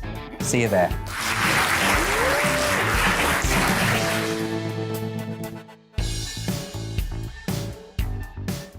Join my show Farage, 7 p.m. till 8 p.m. Monday through Thursday, and there you will get opinion, analysis, debate, and I'll cover stories that nobody else dares to touch. And then for the last 15 minutes, talking pints. We're over a drink. We have a civilised conversation with someone. We very often disagree, but we do it in a grown-up way. Come and join me on Farage.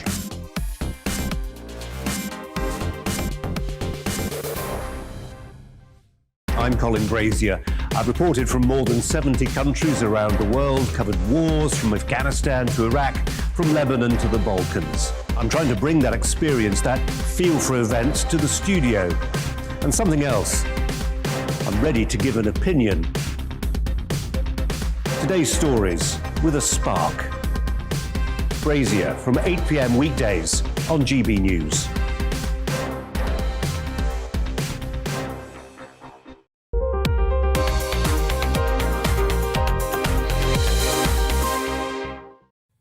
Welcome back. You're on the money with me, Liam Halligan. We're continuing our discussion about the government's Plan B, which includes new mask-wearing rules, vaccine passports for large events, and from Monday, renewed working from home guidance. Yet in contrast with previous lockdowns, some large employers are now publicly resisting these working from home directives. And so we've been asking, are UK businesses becoming more lockdown sceptic? I'm still with my expert panel of business practitioners, commentators, lawyers. Let's go back to Francesca and Sophia Franisi there in South London. Guys, your sisters, you came into business just before lockdown. You've had a really difficult time. You focus on facial treatments, eyebrow threading and so on. All activities which during lockdown were prohibited for much longer than almost any other form of business. Now you've been hit with these Plan B restrictions. I mean, for two sort of natural budding entrepreneurs, you must be pretty knocked. Knocked is a good word for it. Yes, Liam. It's exhausting. I was going to say something ruder, but Ofcom would try and ban me. So I thought knocked was a good kind of balanced word. Yeah. I think you mentioned fatigued earlier, and it's exactly that. It's just, where do you go? Where these guidelines that are, the government advises you to stay at home or to, do what you can to keep people safe. We have employees who are relying on us to give them guidance. We've got clients that are coming in for a close contact service that are relying on us to give them answers as to what they should be doing, what they should be wearing on their face. It's not been very clear. It's not been an easy ride at all. There must have been times when you thought of throwing in the towel completely. Oh my God, yeah, Definitely. We just simply can't, we can't offer the takeaway service as a lot of, the hospitality industry, florists, like different businesses were able to open during the different lockdowns because, they can offer takeaway services. We can't simply offer takeaway waxes, Well, let me give you an undertaking here. When I'm in South London and I fancy a bit of eyebrow threading, I know where to come. Let's go back to Natalie Alexander up there in Manchester. You're the director of Alexander Hancock Recruitment Agency.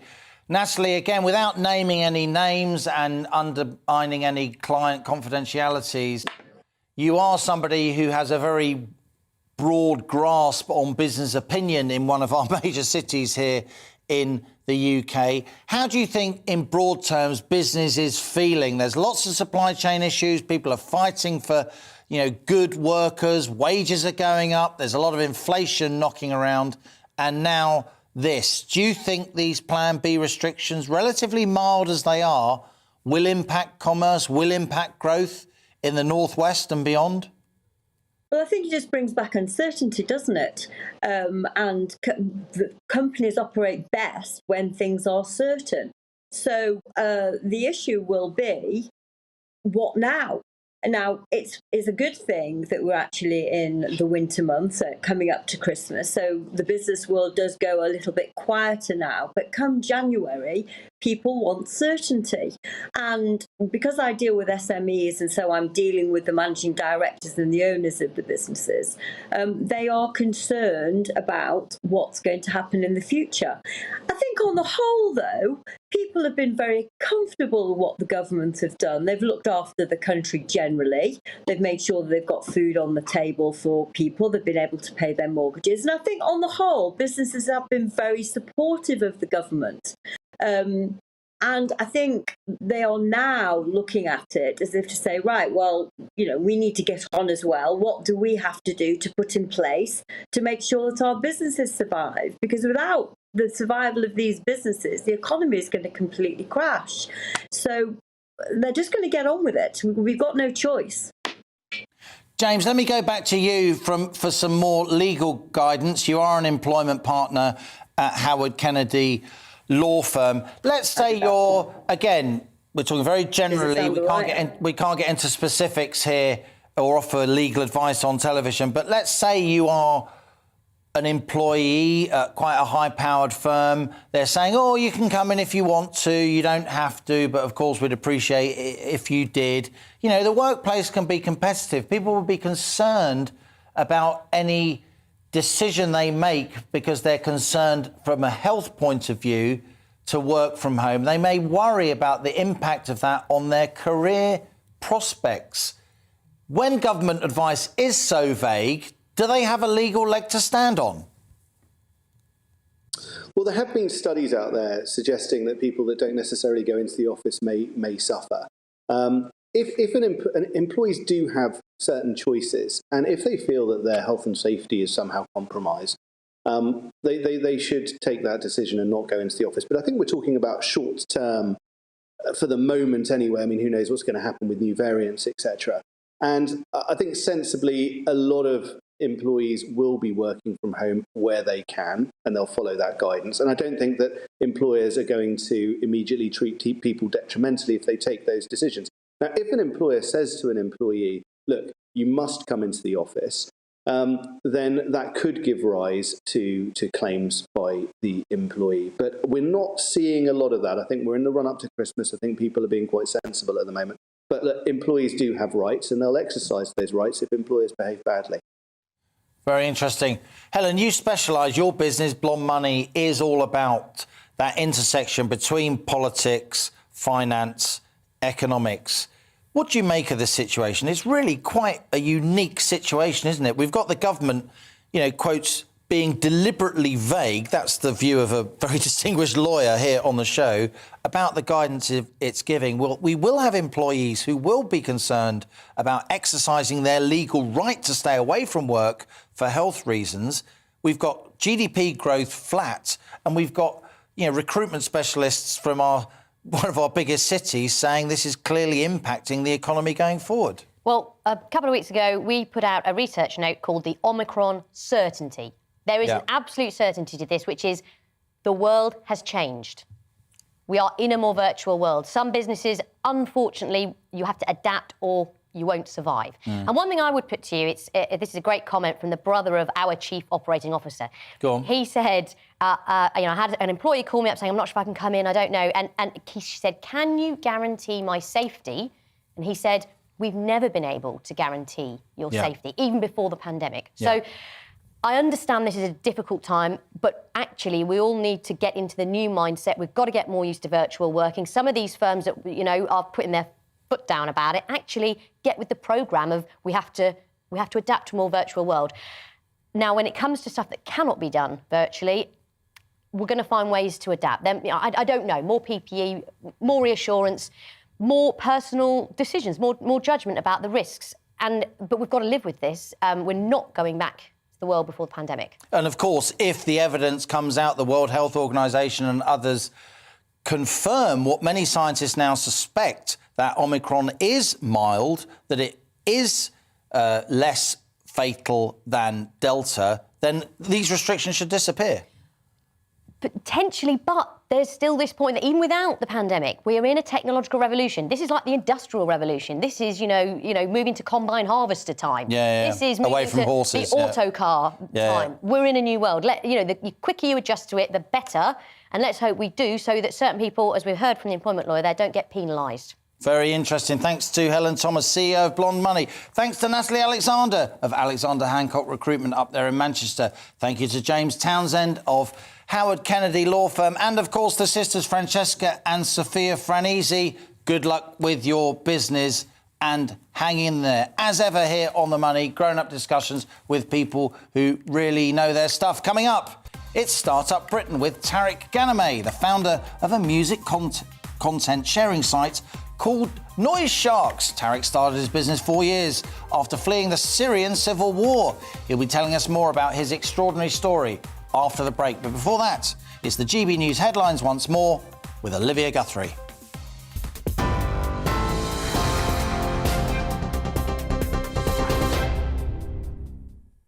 Good afternoon. Here are the latest headlines. Sir Keir Starmer says the Prime Minister is not fit for office and trust is at an all-time low. He made the comments whilst meeting residents in Hadston in Northumberland. It follows an investigation into 3 alleged Christmas parties during lockdown last December. Downing Street has announced it's cancelled this year's event. An increasing number of MPs say they'll vote against new COVID rules in England next week. That's as Plan B's enforced in a bid to slow the spread of the Omicron variant. Masks should now be worn in most indoor settings.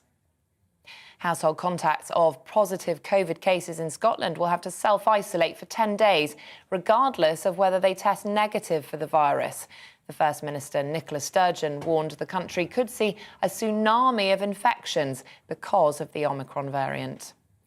In Wales, First Minister Mark Drakeford is urging people to take lateral flow tests every time they leave the house. He also extended the guidance on face coverings to pubs and restaurants, as well as most indoor settings. An inquest has found police mistakes probably contributed to the deaths of serial killer Stephen Port's victims. Officers in Barking, East London, missed repeated opportunities to catch Port as he drugged, raped and murdered 4 young gay men. He's serving a whole life sentence after being convicted in 2016. And WikiLeaks founder Julian Assange is a step closer to being extradited following a win by the US government at the High Court. He's wanted on allegations of a conspiracy to obtain and disclose national defence information. He plans to appeal the latest ruling. I'll have more on all today's main stories at the top of the hour.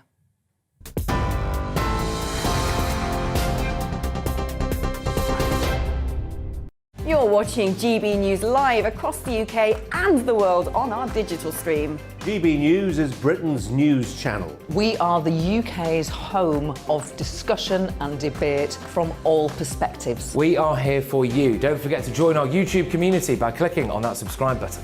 And if you want the GB News app, you can click and catch up on programmes anytime. We love to hear from you, so email us. gbviews@gbnews.uk. Thanks for being part of the GB News family. My name is Andrew Doyle. Join me every Sunday evening at 7 p.m. for Free Speech Nation.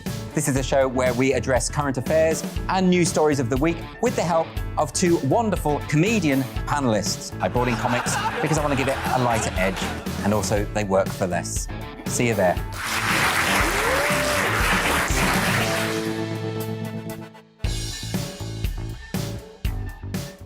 Join my show Farage, 7 p.m. till 8 p.m. Monday through Thursday. And there you will get opinion, analysis, debate, and I'll cover stories that nobody else dares to touch. And then for the last 15 minutes, talking pints. We're over a drink. We have a civilised conversation with someone. We very often disagree, but we do it in a grown-up way. Come and join me on Farage.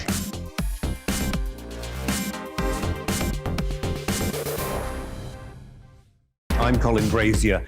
I've reported from more than 70 countries around the world, covered wars from Afghanistan to Iraq, from Lebanon to the Balkans. I'm trying to bring that experience, that feel for events, to the studio.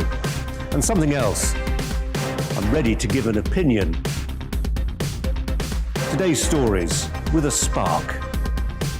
Brazier from 8 p.m. weekdays on GB News.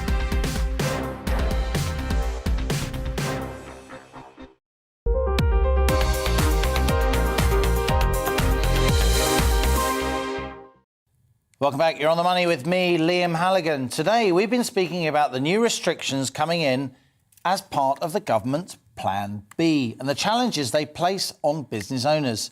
Well, in North Tyneside, the feeling is that they're all in it together and hundreds of businesses are using a forum to help one another.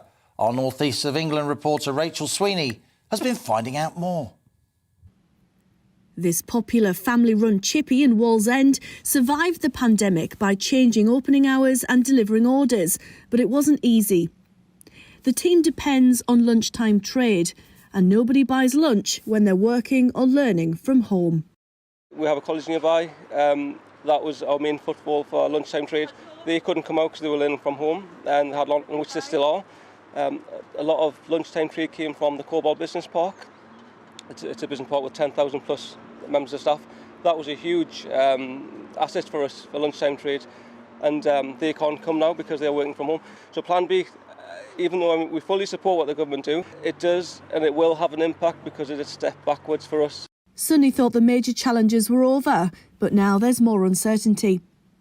Over in Whitley Bay at a butcher's that opened in 1914, the fourth generation of management says Plan B will not stop North East Christmas dinners. My initial thought was worry. Are people going to be put off by Christmas dinners? We're going into our peak season for us. Christmas is, incredible for us as a butcher. It's really busy. And I was very worried that it would scare people into having their families. And I think I'm a bit concerned that it might put people off coming out. Having said that, people need to eat. So I think it'll be, as a business, I think it will be okay. It'll just go back to the same challenges to do with, sourcing things and things like that. Sidhu Fish and Chips in Wallsend and Nicholson's Butchers right here in Whitley Bay are just two of 1,700 businesses involved in the North Tyneside Business Forum. To survive the pandemic, they pulled together and put competition aside to support one another, and that's exactly how they'll get through the Plan B restrictions. The chair of the North Tyneside Business Forum also runs a wedding business in North Shields. She says the support within the forum has been invaluable. We have an online community. We have a Facebook group there, and we have nearly 1,000 businesses in there. And they'll come in there for all sorts of support, whether it be sort of emotional support. They all have their own offering, but within the business forum, we've got all of the borough, and they have all supported each other. It could be that maybe they need a new bread supplier. So that's been quite nice. People have started to work together, and more on a local basis as well. They are looking after their own local community, but their own local business area as well. Moving forward together, an army of businesses working as one to stay afloat. And that was our North East of England reporter, Rachel Sweeney. Now, a lot of you have been getting in touch about the new work from home plans that we've been discussing here on the Money. Mark says, I disagree with working from home and I'd like to continue to go into the office. And I know a lot of other people feel that way. Neil says, with prices going through the roof, it'll cost me a fortune to work from home. Debbie says, I don't understand why people are making such a big deal about the government working from home guidance. Most firms are still working from home anyway. Well, in some sectors, but certainly not in manufacturing or broadcast news for that matter. Marianne says, if you can work from home, then you do. If you can't work from home, then you don't. I think it's very easy to understand. Lots of different views. Keep your emails coming. gbviews@gbnews.uk or tweet @gbnews. Now, it's time for our regular feature showcasing some of the most interesting startups in the UK now. Here it is. It's Startup Britain. Today, I'm delighted to be joined in the studio by Tariq Ghanameh, the CEO and founder of a music content sharing site called Noise Sharks.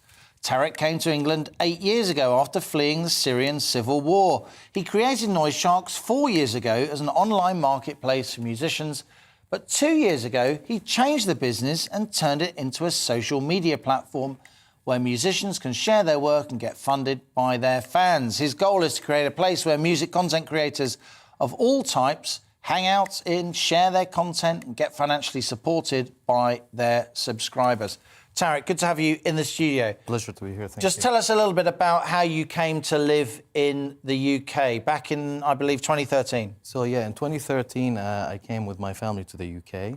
And my initial plan was to carry on my studies. I studied dentistry back in Syria, but that study had to be interrupted because of the war. So I came here, wanted to carry on that path, and to do that I went through a biomedical path. Did biomedicine in Birkbeck, and then I've done a master's in biomedical engineering in Brunel. During this period, and these 7 years, I've learned music production, got into music, because I was a musician back in Syria as a hobby. And during doing that, I found the need for the first Noise Sharks, the first business model, and I've built that in 2017. Then from 2017 to 2019, it was the first model. 2019, we changed it. At the end of 2019, 2020 till now, it's the second business model where it's a different noise sharks. So you're clearly a very scientific bloke. Often sciencey people are quite musical. Yeah. Mathematicians are often the best musicians, and so on. But you've decided, with your master's degree in biomedical engineering, pretty niche subject, a subject where you can make lots of money, of course, these days. You've parked that and you've used your sort of general technical smarts, your programming skills to create this platform, Noise Sharks. What do you think it is about being a musician during this period of tech giants and YouTube and sound, Google and so on? Is it harder for musicians to break through these days? And is that why you set up Noise Sharks? It's actually it is easier and harder. So because there is abundance of you have access to music production very easily, and you have access to distributing this in all platforms very easily.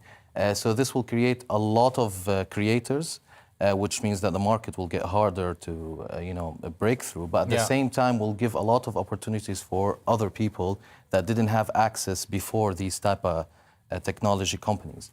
The purpose of Noise Sharks is that I've noticed that music content, when you think about it, a lot of people think about songs, but it's actually not just songs. It's covers, talk shows, music podcasts, music tips and lessons. But all audio, right? There's no video. It's all audio. It is video as well. Okay, and this is what differentiates Noise Sharks. That a lot of people think music content is just audio and just songs. What our users appreciate about Noise Sharks is that we've managed to show that music content is a lot more than that. And that's why our users, when you go to the site, you find people like doing like drum lessons, like drum covers, or like just talk shows, podcasts about music. So we've just gathered the whole music world in one place and made it possible for you to put any format, whether it's text, video, audio, a live stream, or even content from other sites. So you can put like content from YouTube all in one place. And people can financially support you then if they like your content, and you have to give them some perks in return. But this is how you can make like awareness, get all your content in one place, and make money from what you do, what you love to do, basically. Tariq, you were going to be a dentist in Damascus, where you were born, the Syrian capital. It turns out you're a music tech entrepreneur here in the UK. How do you feel about that? I feel really, really great because, to be honest with you, when I was in Syria, I wanted to. I was like dreaming about like becoming any like musician or like. But basically, if you're a dentist or a lawyer, you really excel. A lot of other career paths you don't.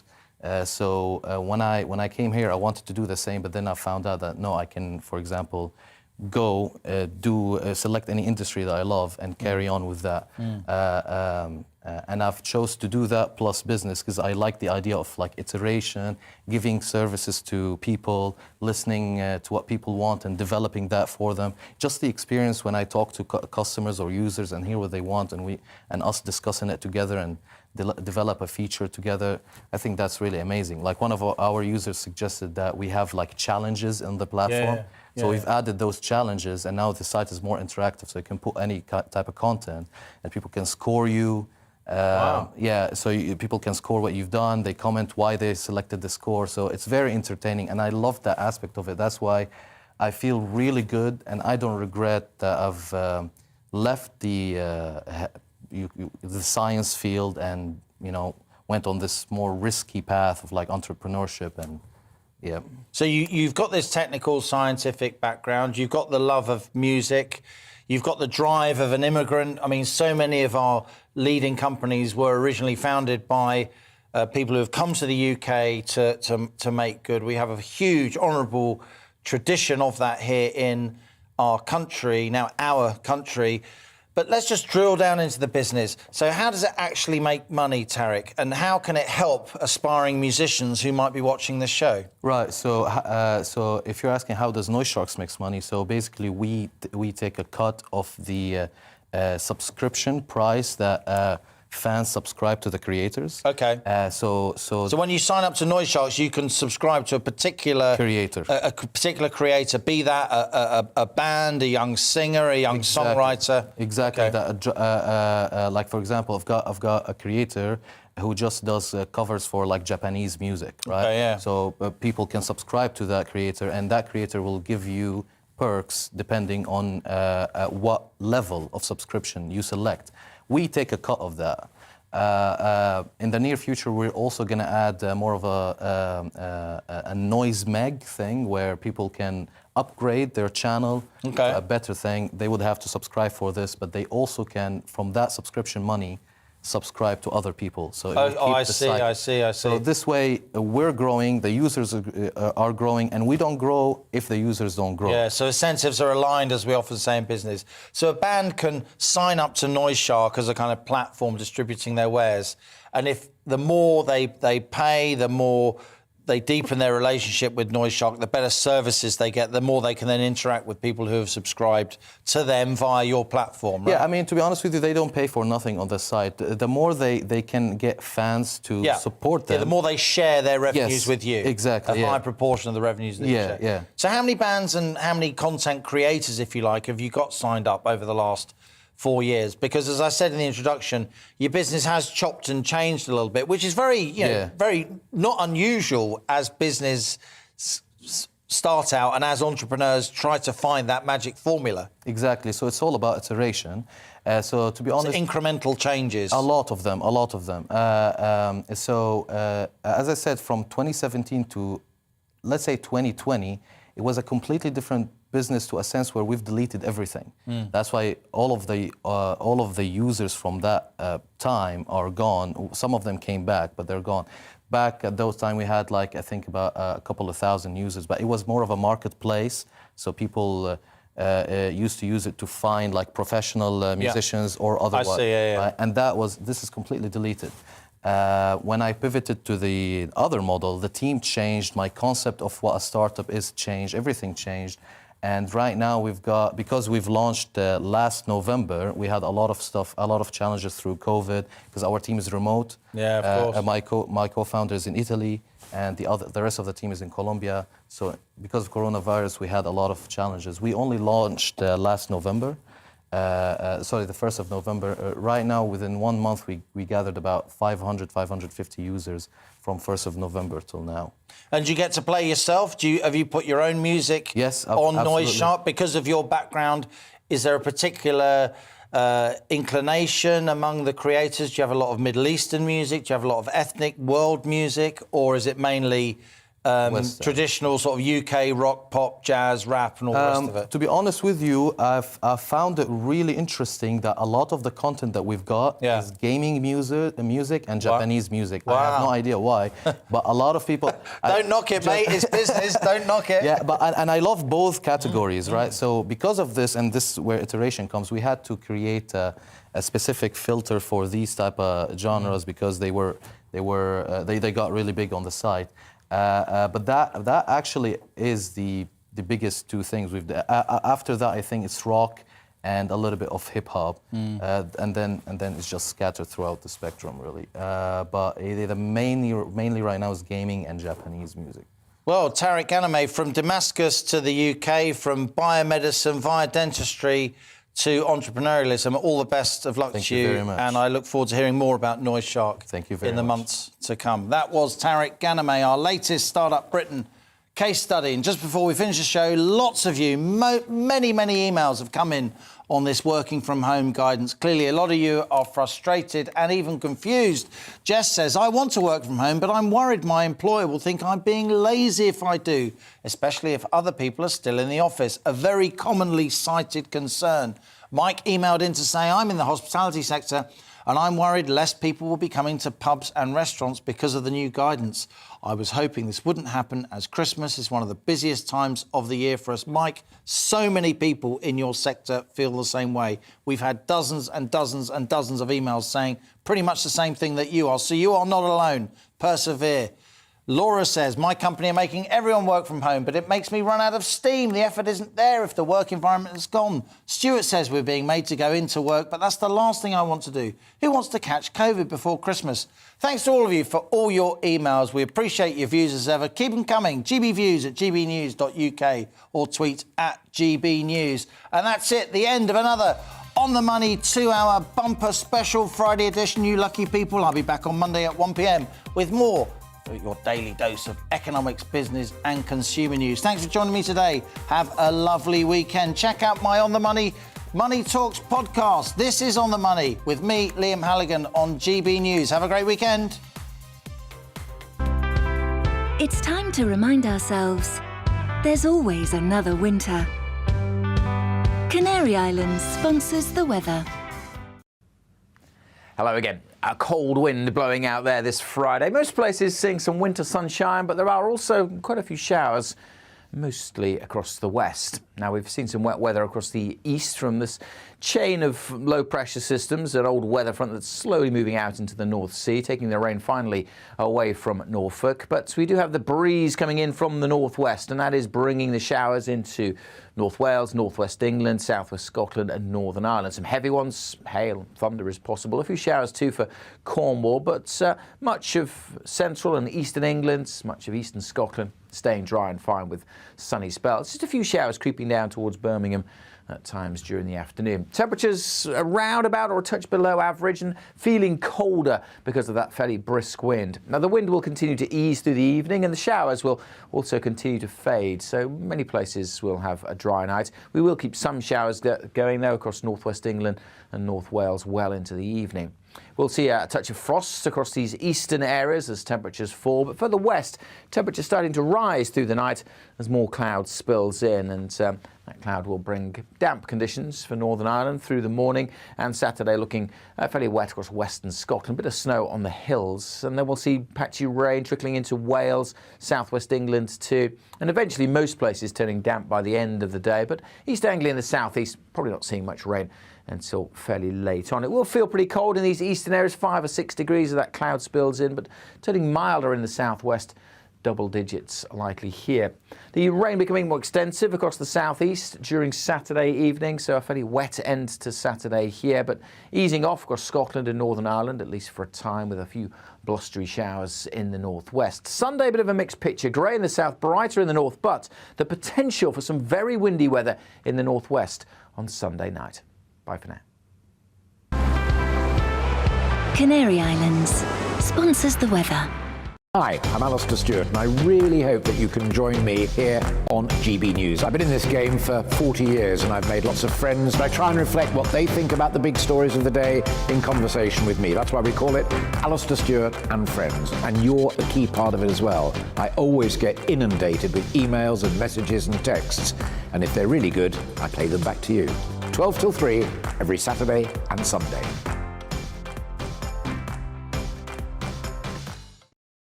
Join me, Gloria De Piero.